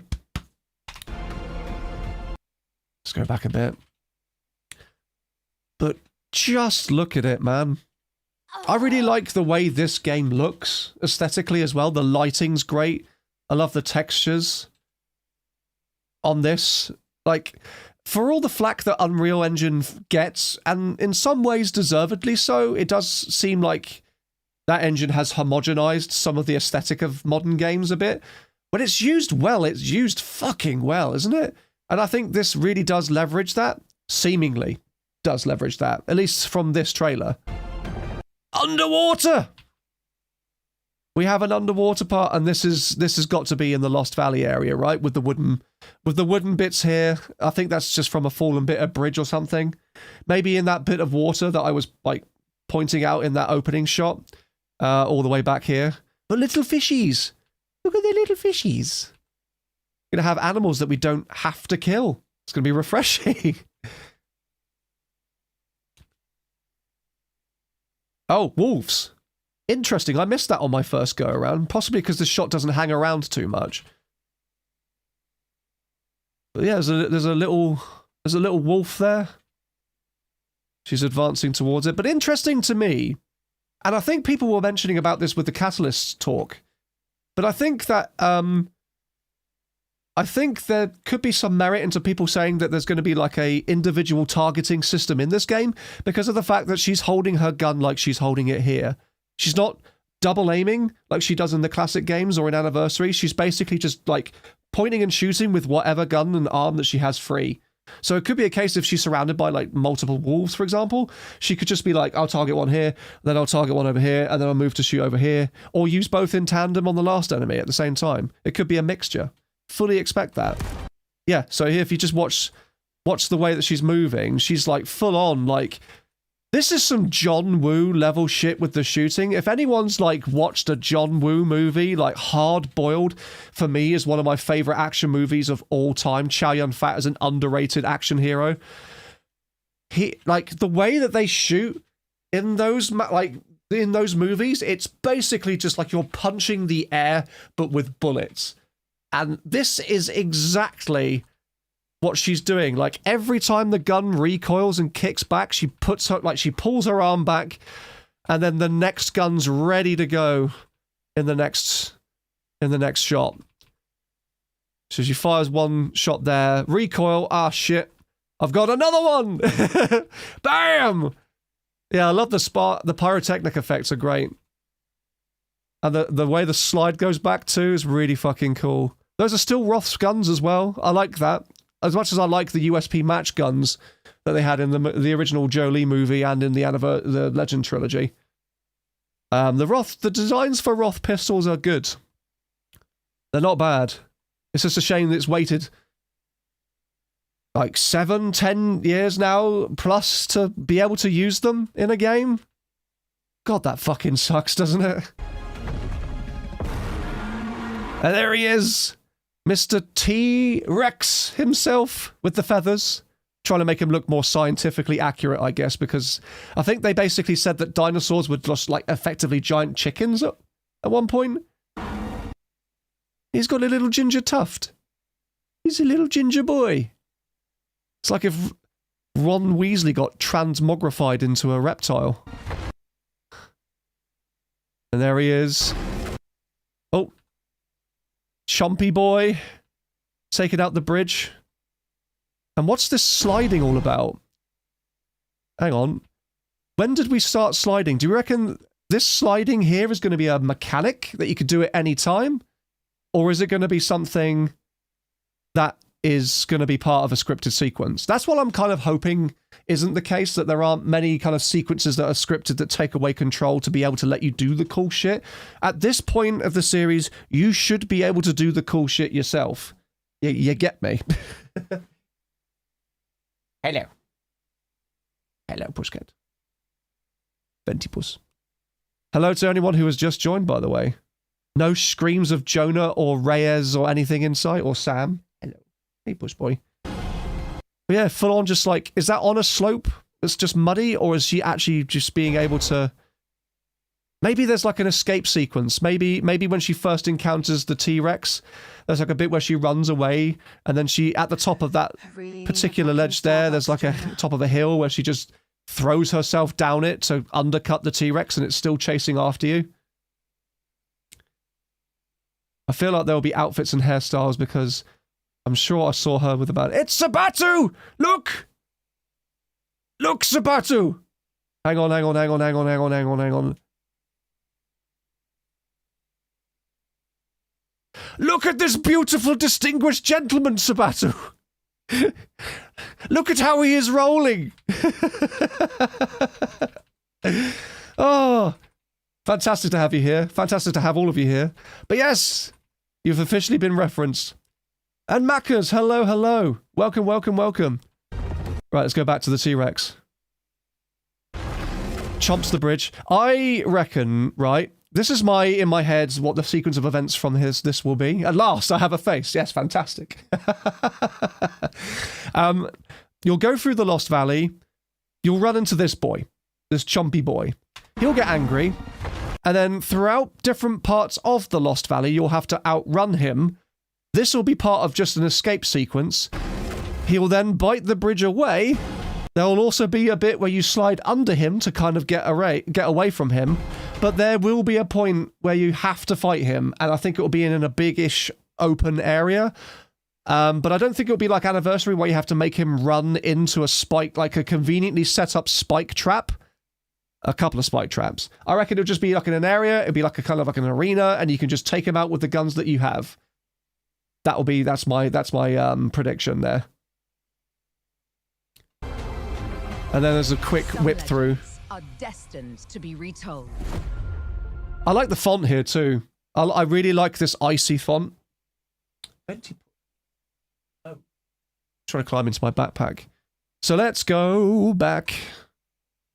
Let's just pick through this little sequence here, because there's a lot that whips past, admittedly. Let's just see what we can glean from this. So we've got slidey. That's a very good match cut, by the way. In editing, if anyone here's an editor, then you'll know that, like, it's important to try and marry up shots that, like, have a flow to them. And the fact that you have her flowing downwards and the camera tilts to then immediately have, like, a shot of it panning out, like, dollying away from you like that, like you're zooming out from the Lost Valley is quite cool. That's just the editor nerd in me, just, like, speaking out. But there we go. We've got the entrance. I could presume this is the entrance to the Lost Valley. Going out. And then you've got the city of Vilcabamba with the two doors that are on either side. Interestingly enough, it looks like they've still got some kind of mechanic from Anniversary. Rather than you having, like, the like, let's just say, like, remember an Anniversary at this point, you had to jump off onto a ledge, onto like an arm to get those gears to move to open one lock on the door. It seems like with the ropes that they've got going on here, that it's going to be kind of like how Core did it, where you just pull a lever and it just moves something. At least that's my assumption. Because those ropes there would probably be operated by some kind of machine that you just kind of trigger from here, and then that twists it around, rather than it kind of being like, oh, she moved it from her own momentum, which again, it kind of goes back to my point I made earlier, where the city of Vilcabamba in Anniversary doesn't really make much sense, because you're expecting Vilcabambans to be able to just kind of like acrobatically make their way across places to be able to open and unlock doors to their cities. It just seems like they're asking a bit too much. At least here it makes more sense. And here, yes, caves, the very first. So we got... Ooh, that's a quick little cut there to another part of the caves level. Trying to see a bit more of where that could potentially be. I'm thinking that might be sort of the area that, you know, when you go through you climb up the first major ledge in caves in the original game, and then you sort of like go past the first set of bats, and then to your left you've got that room. That's kind of like the first big room that you see with like you have to make sure you don't fall to your death. That could be that room where you have to walk down and then go and find the lever to then open the next door to the next area. It could be that chamber. It definitely doesn't look like the version of the room with the two bridges and the wolves, that's for sure. Oh, it 100% was have secrets. And that comment that someone said about having alternate costumes, hold that thought. And this is blatantly, yep, the first room in the first trap in Tomb Raider history, a corridor of I originally thought they were blow darts. No, they're crossbow bolts. They're just like arrows firing back and forth. And there it is. The door. And this is, yeah. So the design of this door is definitely more Anniversary than it is Core design. But I don't necessarily think, it's kind of like a weird, I don't have a problem with it. Because with the one from the FMV from Core Design's very first Tomb Raider game is very basic. It did the job back then, but I think the visual diversity of the one in Anniversary was definitely something that was interesting, and I'm glad that they kind of seemingly kept a hold of that. Yes, Apollo's got a good point. There's like something else that I've noticed is a little anchor point at the top there. It looks like they might have like a similar kind of situation like you did back in Anniversary, where you had to climb to the top and open the door yourself as part of the game.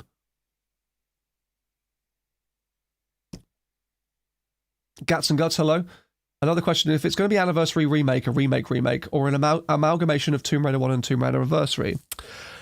And this is where we will now, I think, take a look at the coming 2026, the blog post that they did, because unfortunately there's not too much information about Catalyst, but there is certainly information to do with the this particular game, more so than there is. So let's go through to the FAQ section and we'll just talk about this particular bit of information quickly. So here we go. I don't know how well you can see it. I can be reading it anyway. So here we go. We've got FAQs. We go, what is Tomb Raider Legacy of Atlantis? Tomb Raider Legacy of Atlantis is a stunning reimagining of Lara Croft's 1996 genre-defining game, with jaw-dropping visuals powered by Unreal Engine 5, modern gameplay and new surprises that honor the spirit of the original. Now, this is why I am more inclined to think that this is going to be a more core design faithful reimagining of Tomb Raider 1 than it is going to be of Crystal Dynamics', because of the fact that we said in the earlier part of the trailer that the Lost Valley area has that bridge that's got that middle bit missing, which is a very iconic part for most players who played the original back in the day. The fact that they bring in that, and they've also stated on this FAQ, first and foremost, that that's what their mission, their modus operandi is quite confidence building. But obviously, until we see more of this, we can't fully give judgment. And this brings me back again to what I was saying about someone saying about Atlantis and what that's going to look like. I hope that Atlantis in this version of Tomb Raider 1 is less fire and brimstone Atlantis and more body horror, muscle walls, abomination corridor, volcanic Atlantis. Eldritch horror, yes. The body horror, I think it needs to be that, and I'm hoping to God it is, because if it is, then that's going to be a real big win. And I don't hate the aesthetic of Atlantis in Anniversary. I've liked Anniversary as a game for a while, but even after playing it and revisiting it and going back to the classic, I can see why people aren't necessarily enamored with how it looks and how it takes away from some of what made that version of Atlantis at least a unique aesthetic, because it looks a bit too generic in, admittedly, Anniversary. But if they can do it in a way where it kind of marries the two up in a really nice and cool way, that could be amazing. That could be amazing. As much as I'm indifferent to the core design version of Anniversary that got cancelled, I can at least appreciate what they were trying to go for with certain areas and how they would personally want to reimagine it.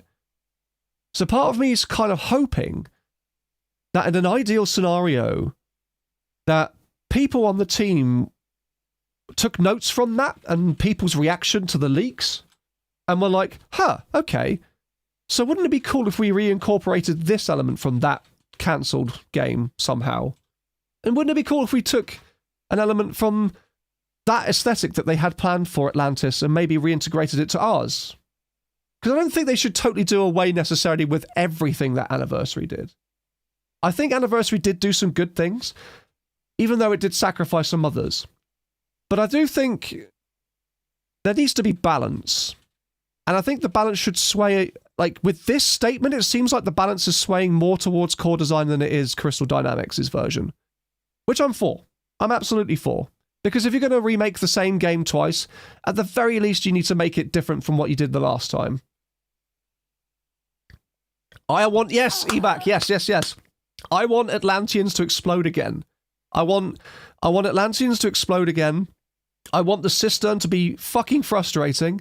I want the Tomb of Tehokan to be its own level, like it was in the original, but expanded. I want bears to be intimidating and threatening. I want, like, the invisible platform with the Uzis on again. If they could just basically make Tomb Raider 1, but modern, I think a lot of people will be very happy. Very, very happy. But again, like, I understand why people have critiques about why they're going for another remake of this story over other ones. The Dagger of Shan by, oh god, I've forgotten his bloody name. What's the guy's name who did the mods, the fan remake of Tomb Raider 2 called Dagger of Shan? Nico Bass, thank you. His was a project I was keenly, like, looking forward to seeing being, like, fully realized, but it never will.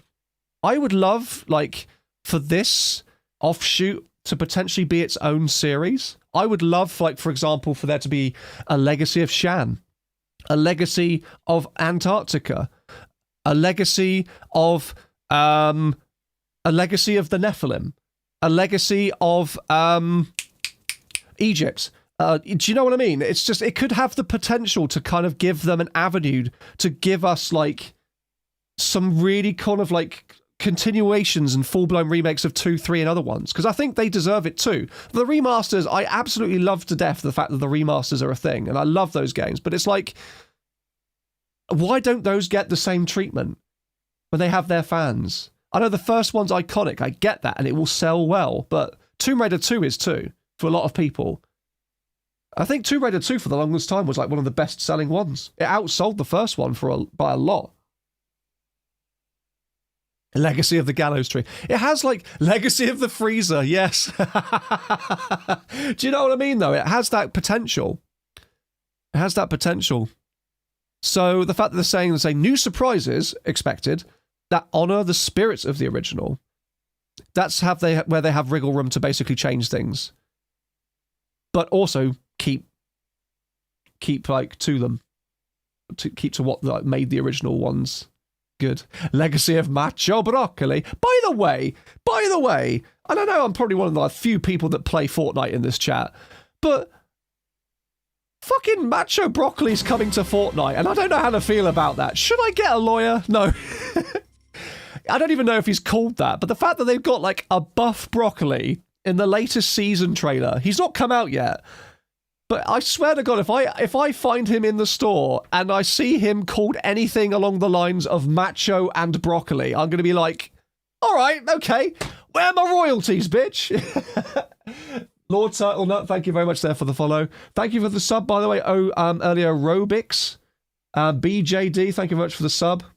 Chloe Bullrow, thank you very much. Bullo, sorry, thank you very much for the sub. Thank you to anyone who's basically been a part of the chat. Anyone who's been giving bits, anyone's gift subbing, following, just chatting, being, like, awesome. It's great to have you guys here tonight, honestly is. So what platforms can you play this on? Unsurprisingly, you can play it on everything. Apart from Switch, which is interesting.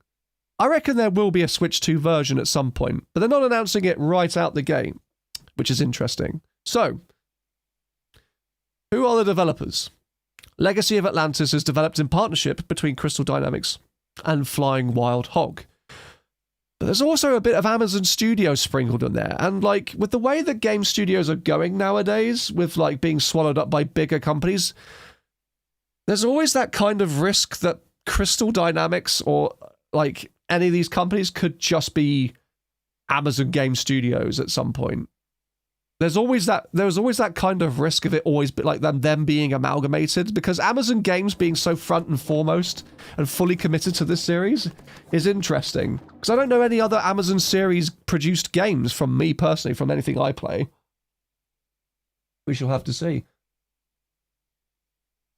We shall have to see. Pablo Parodi, thank you very much for the... Did I say Pablo Parodi? Thank you very much for the sub. If I didn't, thank you very much. Embracer still owns them. This is true. This is true. But they own the IP. They don't own Crystal. What languages will be supported at launch? Legacy of Atlantis will be fully localized for audio and text for English, French, German, Spanish, Portuguese, Brazil, simplified Chinese and text-only localization for Italian, Spanish, Japanese, Korean, and traditional Chinese. I saw someone post on one of my posts. Oh, thank you very much for this resub there. Asphalnoln.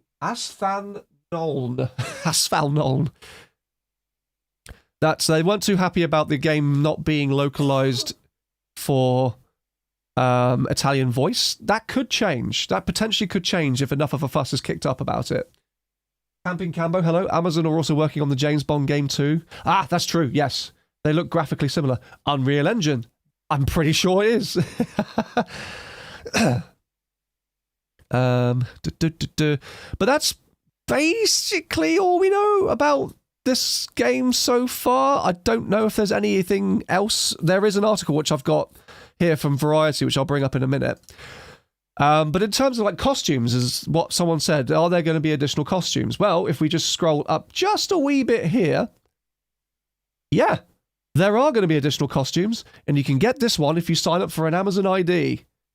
So I suggest you do that if you want this particular Underworld wetsuit as a costume.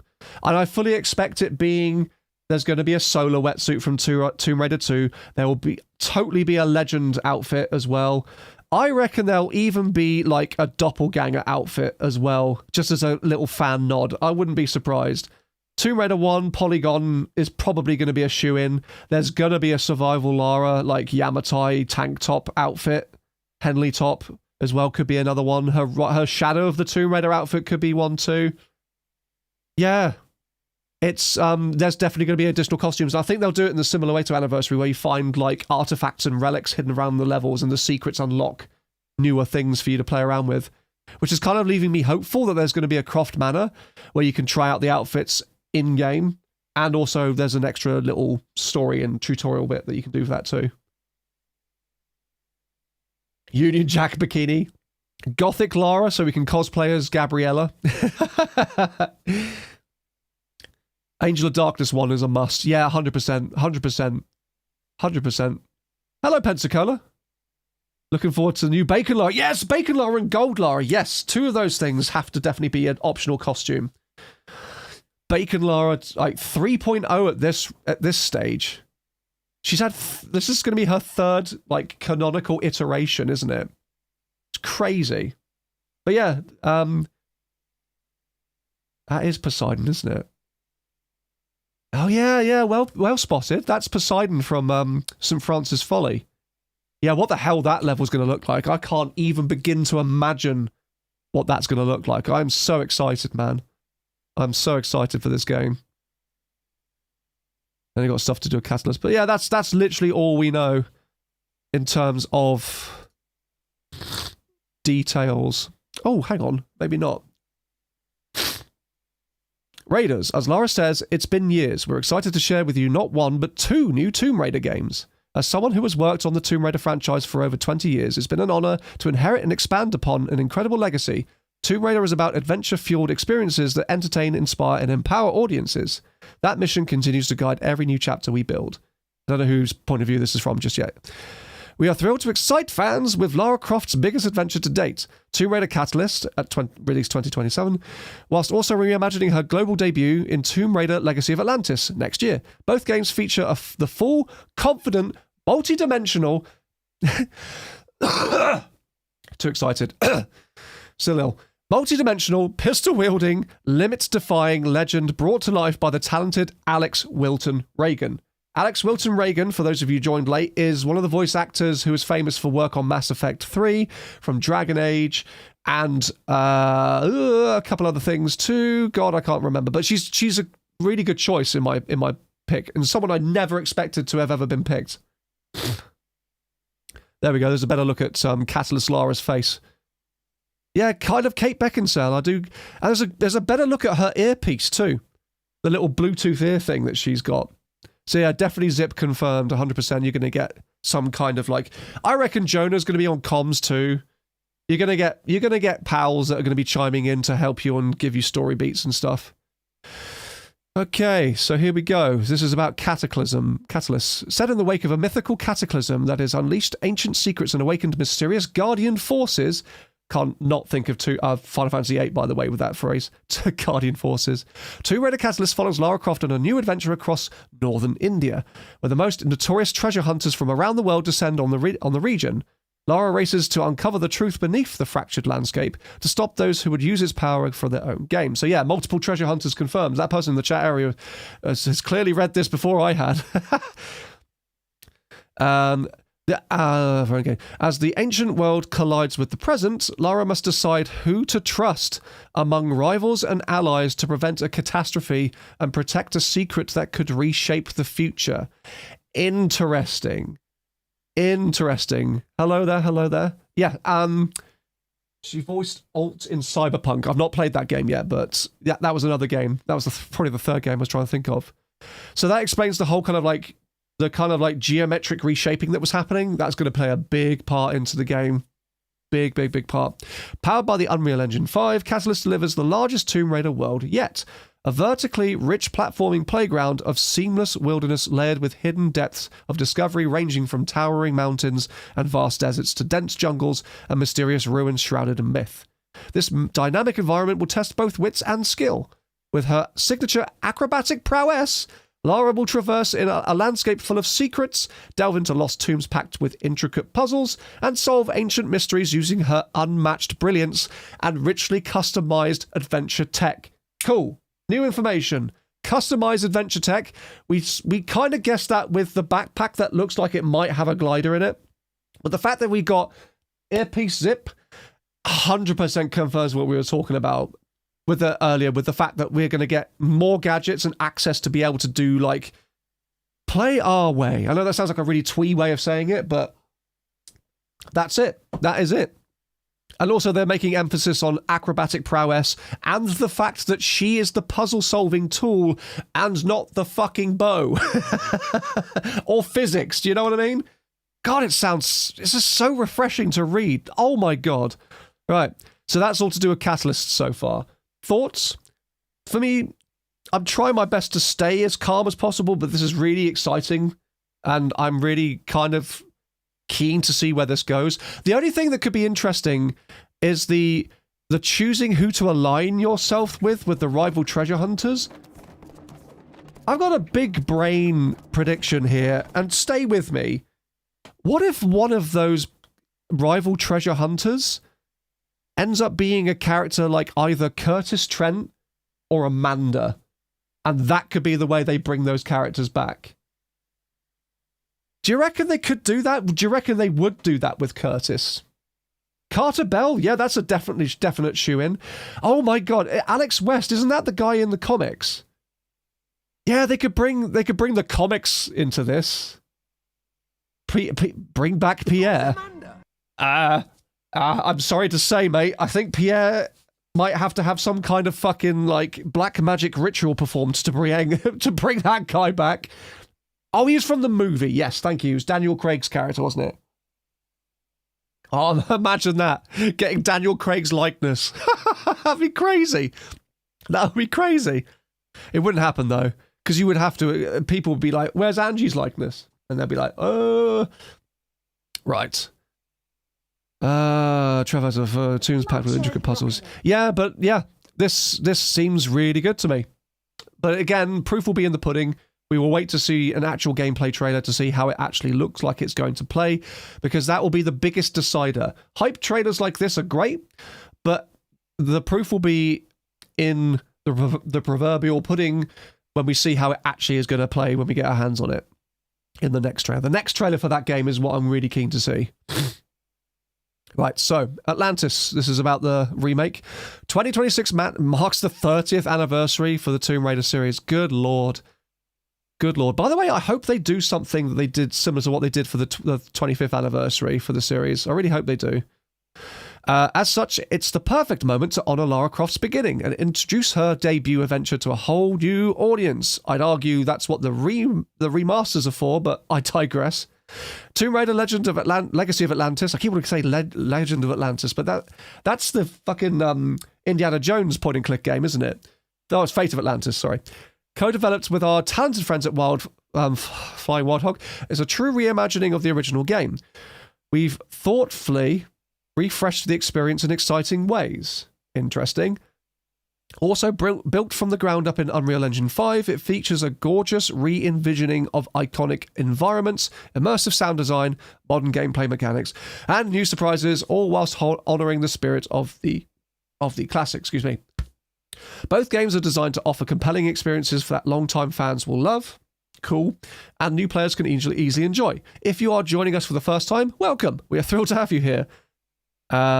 What we've shared barely scratches the surface of what's ahead for Lara between these two incredible titles. We can't wait to reveal more soon.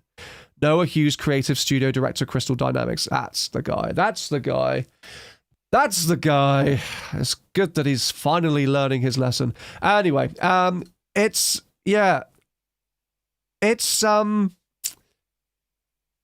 interesting what they're saying there about like what they've got in store in between these.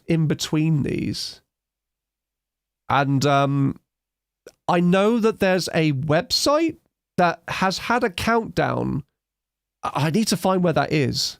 Can anyone in the chat tell me where to find that? But basically there's like another web page where there's like a countdown because for some reason it's a screenshot of Anniversary Lara of all people stood in front of the Dagger of Shandor. And then there's like a countdown, and then there's like these series of glyphs and stuff. I want to know what that's about. Oh, the countdown is just about getting avatars under the Explore tab on the website. Okay. On the website. But yeah, what does everyone feel so far? I want to kind of like pivot back to you guys, because I feel like I've been nattering for God knows how long. I feel like I need to let you guys chat for a bit. Whilst I'm doing that, I'll put it onto big picture mode. Sorry, that was the death counter button I pressed by accident. Yeah, big picture mode, Steve time. Let's chat. Let's put some music on from Mr. Dean. Get some background noise.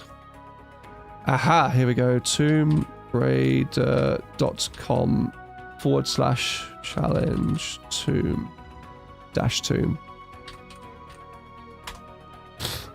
Right, what is this?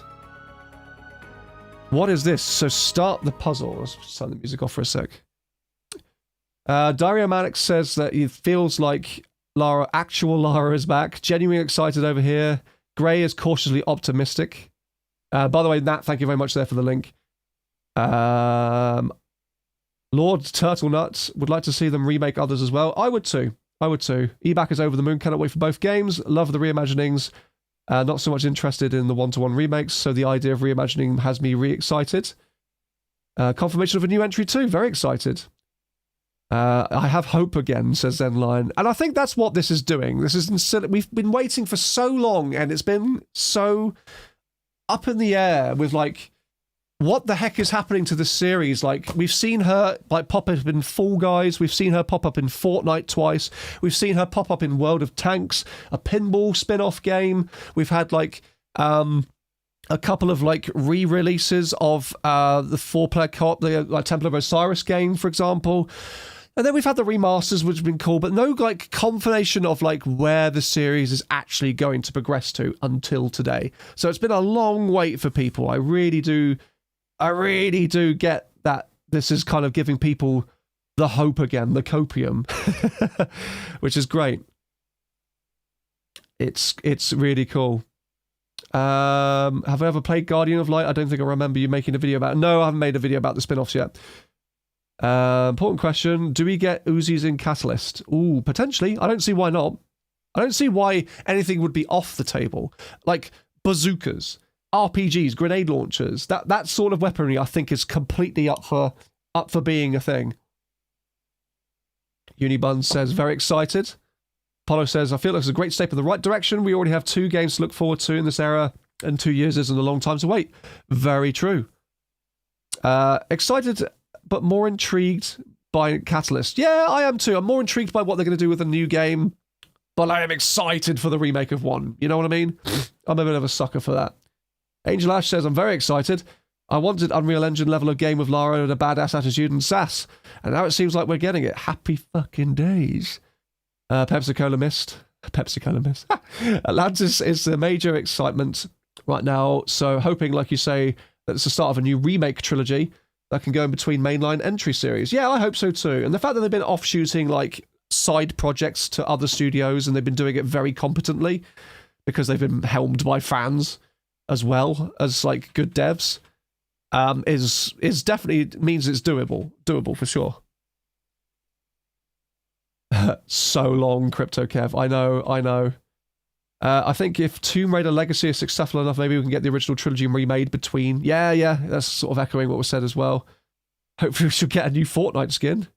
And yet she'll never be in Smash, but you never know. If they do a Nintendo Switch 2 edition of that, they might add more characters, starting the hype train for that again. But I don't think it will happen. Hopium, yep, it's strong. We're excited for the new looks of Larson, Pierre, and Natla in Legacy of Atlantis. Yes, I am too. I'm hoping they kind of retain more of their classic. That Larson's characterization will be a very interesting tell as to where they're going. Whether or not they'll keep what they did with him in Anniversary a thing, or whether or not they will make it like it is in the original, where he dies after getting the last piece of the Skion, and the cowboy is the actual shoe-in henchman for him. They need to put her in Sonic Kart. Do you know what? Sonic Cross Worlds Racing could be a place where she could show up legitimately and no one would bat an eye. Because SpongeBob's in there. And fucking Minecraft's in there, so it could happen. Oh, Sarah's, yeah, God, Atlantis, the gag reflex, yeah. When Sarah, whoever had a chance and a privilege to watch Sarah play the original Tomb Raider 1 for the first time, when she got to Atlantis, that was interesting for her, for sure. Hopefully the boss fights are playable, not cutscenes. I fully expect that to have a little bit of both. So like a cutscene leading up to it, and then the fight. I'd be disappointed if it was like control was taken fully away from us, like in Anniversary. I don't know if they'll make Larson the first kill now because of what she did in the Survivor-based Crystal timeline. Yeah, that's the thing. They can't do her first kill twice now. As much as I really prefer how they did it in Anniversary, I fully understand why that couldn't be a thing now. Again, that just seems like retreading old ground. Unless they do it in a different way. I don't know, they will though. Right, let's start this puzzle. So, solve the puzzle and your curiosity will be rewarded. I have no idea what this puzzle is. Arrange the symbols in the correct order to open the door. You did not solve the puzzle. No! I'm not going to waste too much time on this. Let's just take it back to the chat, I think. I do think people want to do that. They can do it in their own times. I think it's a good community thing. Let's just take it back to the chat. Oh, my God. I think this is going to be a good point to end this. It's been an interesting whirlwind of a night, and I appreciate you staying with me and all being here to kind of like spitball your theories and your like hot takes and stuff. Not hot takes, just your takes. You might have some hot takes too. But who, just to sort of like round off the evening, who here in the chat is excited and who here like is kind of like cautiously optimistic and who here is just like not interested? I'm curious to know, and don't be afraid to say if you aren't or you don't like it, because I want to know kind of like what the general vibe for this particular announcement is. Oh, good lord!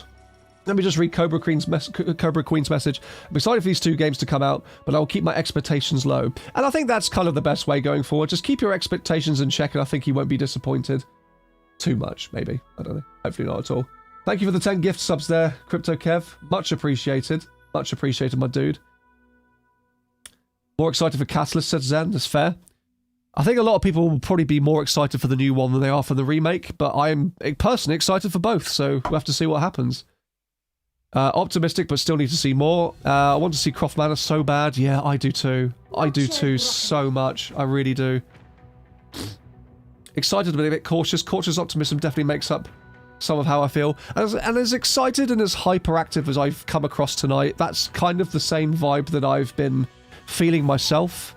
And I will do until I see the next trailer and at least get the game in my hands, that's for sure. Dario Max says 8 out of 10 excited. 100% excited from Ditzy. 7 says excited for both. Pepsi Cola Mist says very excited. Scully says very hyped. Lara Croft is definitely back. Excited, pumped. This is very positive. As a non-Tomb Raider fan, I'm happy fans are mildly excited. Thank you, Moon. Hi, Moon, by the way. Sorry if I missed you saying hello earlier. Richter, I'm not... my only worry for Catalyst is there's like Uncharted Lost Legacy. But is that so much of a bad thing, really? Because Uncharted Lost Legacy was very much a lot of people's modern blueprint for Tomb Raider in a lot of ways. Thank you very much for the follow there, Cobra Queen. Thank you, thank you. Games She Plays says they're easily pleased, hard for things to be bad, enough to disappoint me. Fair enough. Kind of had a bit of whiplash because of the double reveal after so long of having silence, but excited. You might try it. Nice. Nice, nice, nice. Have you tried the originals yet, Moon? Like, the remaster would be a good place to jump in, I think. No worries, Angel Ash, thank you. I'm ready, I'm excited. They're smashing the remasters, so everything else is a bonus. Macca's, hello. Hype, but the expectations are in check. Fair. Completely fair. Crypto Kev, so happy that we have some news, but cautiously excited. Cobra Queen, 26 and 27 can't come soon enough. I'm happy to see Lara Croft that looks more like herself. Yes, 100% yes. Yes! Excited but not going wild with expectations. Montiero, yeah, it's good to see you there, mate. Good to see you, good to see you. Guess you got a deadline now for the Rise of the Tomb Raider and Shadow retrospective. Do you know what? This has lit a fire under my fucking rectum with this, because, like, a big reason why that video's taken me a long time is because I hit a slump where they're not really games that, like, an era of the series that I have much enthusiasm for. And aside from, like fatigue with the franchise that I had at the time and burnout and just needing a break and wanting to play other games, like, every time I've gone back to it, it's kind of been difficult to sort of G myself up, because I'm like, well, how do I end this whole thing? Especially with the retrospective, how do I end this whole thing? But now with this, like, this announcement has given me, like, a huge amount of, like, motivation to want to, like, finish it quicker if I can. And I'm nearly there with Rise, but with Shadow of the Tomb Raider, it'll be, like, a much better time after this, because I'll be just like, yeah, I'm hyped to talk about it, because I know where it's eventually going to lead. I can end the series on a more positive note than I can at the moment. You know what I mean? But yes, I'm very excited to bring those, like, videos to you, and I'll also have more content to do with Tomb Raider for both streams and for video content on YouTube and Twitch as well. Thank you so much, everybody. Bakamara is very excited, thank you. I'm afraid of UE5.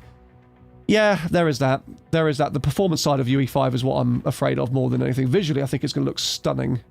Hope her personality lives up to the classic. I do too, and it seems like they're on the right track. We shall have to see. We shall have to see. Hadank says, cautiously happy since her pistols and ballistics are back. Hope they absolutely let her have her confidence and sassiness back. Then I can be happy to be. Given by what we've read on the blog posts and stuff, it seems like they're going that way. So, yeah, like I was saying with everyone, cautiously optimistic. Nat says, if they keep it only with the TR1 remake, I'm fine with it, but I'm kind of scared if they're going to remake all the classics and just slap the name Crystal Dynamics on the core design stories. Do you know what? I get that. And if they do leave it as just the Tomb Raider 1 remake, that's fine. That's absolutely fine. I'd be happy with that. But if they did remake and give, like, a new coat of paint to the other stories that do deserve it, then I'd be happy for that too. Happy for that too. But I do appreciate that. You wouldn't want them to completely erase core design's work and legacy. That would suck. So, yeah. Baka says they're most intrigued by Atlantis. Tomb Raider 1's my favourite. I love exploring different interpretations. Hi, Sabatu. Also quite into remakes overall, if you know what I mean. Yeah, I do. Looking forward to the other remake you're working on. Guide from the beginning hasn't changed. Jonah, who survives the attack of the wolves and walks with Lara inside, needs to be rescued from the T-Rex. God. Could you imagine? I just want it to be herself. I don't want any companions from the other games. I just want it to be her. But yeah, the general vibe just from scrolling through... Oh, I'll read Sarah's out here. Maybe I need to get an anniversary stream in before this video comes out. Yeah, sure. As revisit anniversary from a fresh pair of eyes. I think you'll have a much better time with anniversary with the controls as well. But no, yeah, from the general vibe, it's just cautious optimism, I think is kind of like, you would have sum up the vibe from everyone at the moment, is that phrase, cautious optimism. So let's be as optimistic as we can. We will keep our ears to the ground and our eyes to the screens to look for what updates they may throw at us, the new news, and see what they're going to do with this and where they're going to take this and how faithful they are actually going to end up being. Hey, Cubsy. So excited for the new Tomb Raider games. And this is what I'm really liking. It seems like, from what I can gather, most people from all walks of like the Tomb Raider life seem to be like unifying, sigh, over their appreciation of these announcements. So let's see if Crystal can keep everyone on board, hey? That would be nice. But that's going to do it for me tonight. I'm going to love you and leave you. You've all been absolutely fantastic company. Thank you once again. I'm just going to put it back to the chat, actually. Oh, I've already at the chat. What am I doing? I really appreciate you like stopping by, especially considering this is not a usual day that I do stream, but I couldn't not do something to do with this particular announcement. Next stream is going to be happening on Tuesday. If you want to join me, if you've not watched me stream before, I basically do every Tuesday and every Thursday each week. Tuesday is more of a variety game day. At the moment, we're playing through the horror game Total Chaos, which has been really interesting and really good. And our Thursdays are kind of reserved for Tomb Raider goodness. We're playing through Himalayan Mysteries, which is a custom story created by Titak. It's one of her earliest creations, created back in 2008, and it's really, really good. So I hope you join me for that. In the meantime, we are going to love you and leave you, and then we're going to find someone to raid over on Twitch to keep the party going. Anyone watching back on the VOD on YouTube, thank you very much for your support. Leave a comment below if you can. Let me know what you thought, what your feelings are about this particular game. And thank you for catching up and watching all the other stuff that I do too. And you can also catch this in my live stream playlist on my channel. Right, let's see who is streaming. Who can we surprise with a massive audience? Haha, let's do it. Who is streaming? No worries, everybody.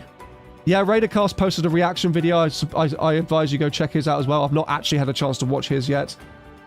But apparently he did it not long after he'd watched and stayed up to watch the whole thing, so he was quite tired, which I don't blame him for being. So yeah, it'd be interesting to see that, see what his thoughts are. So who have we got? We have got Croft Crazy and Blade Master. That's true, Lino. Got DJ Full as well. Yeah, so Croft Crazy is doing a talk about... He's continuing the talk about Tomb Raider new games. Let's raid Croft Crazy. Be sure to stick around if you can. If you've got a raid and run, that's absolutely fine. Say hi to him for me. I'm going to shoot off. And thank you everyone once again on YouTube and Twitch for sticking around and watching. Take care of yourselves, and happy raiding. Bye!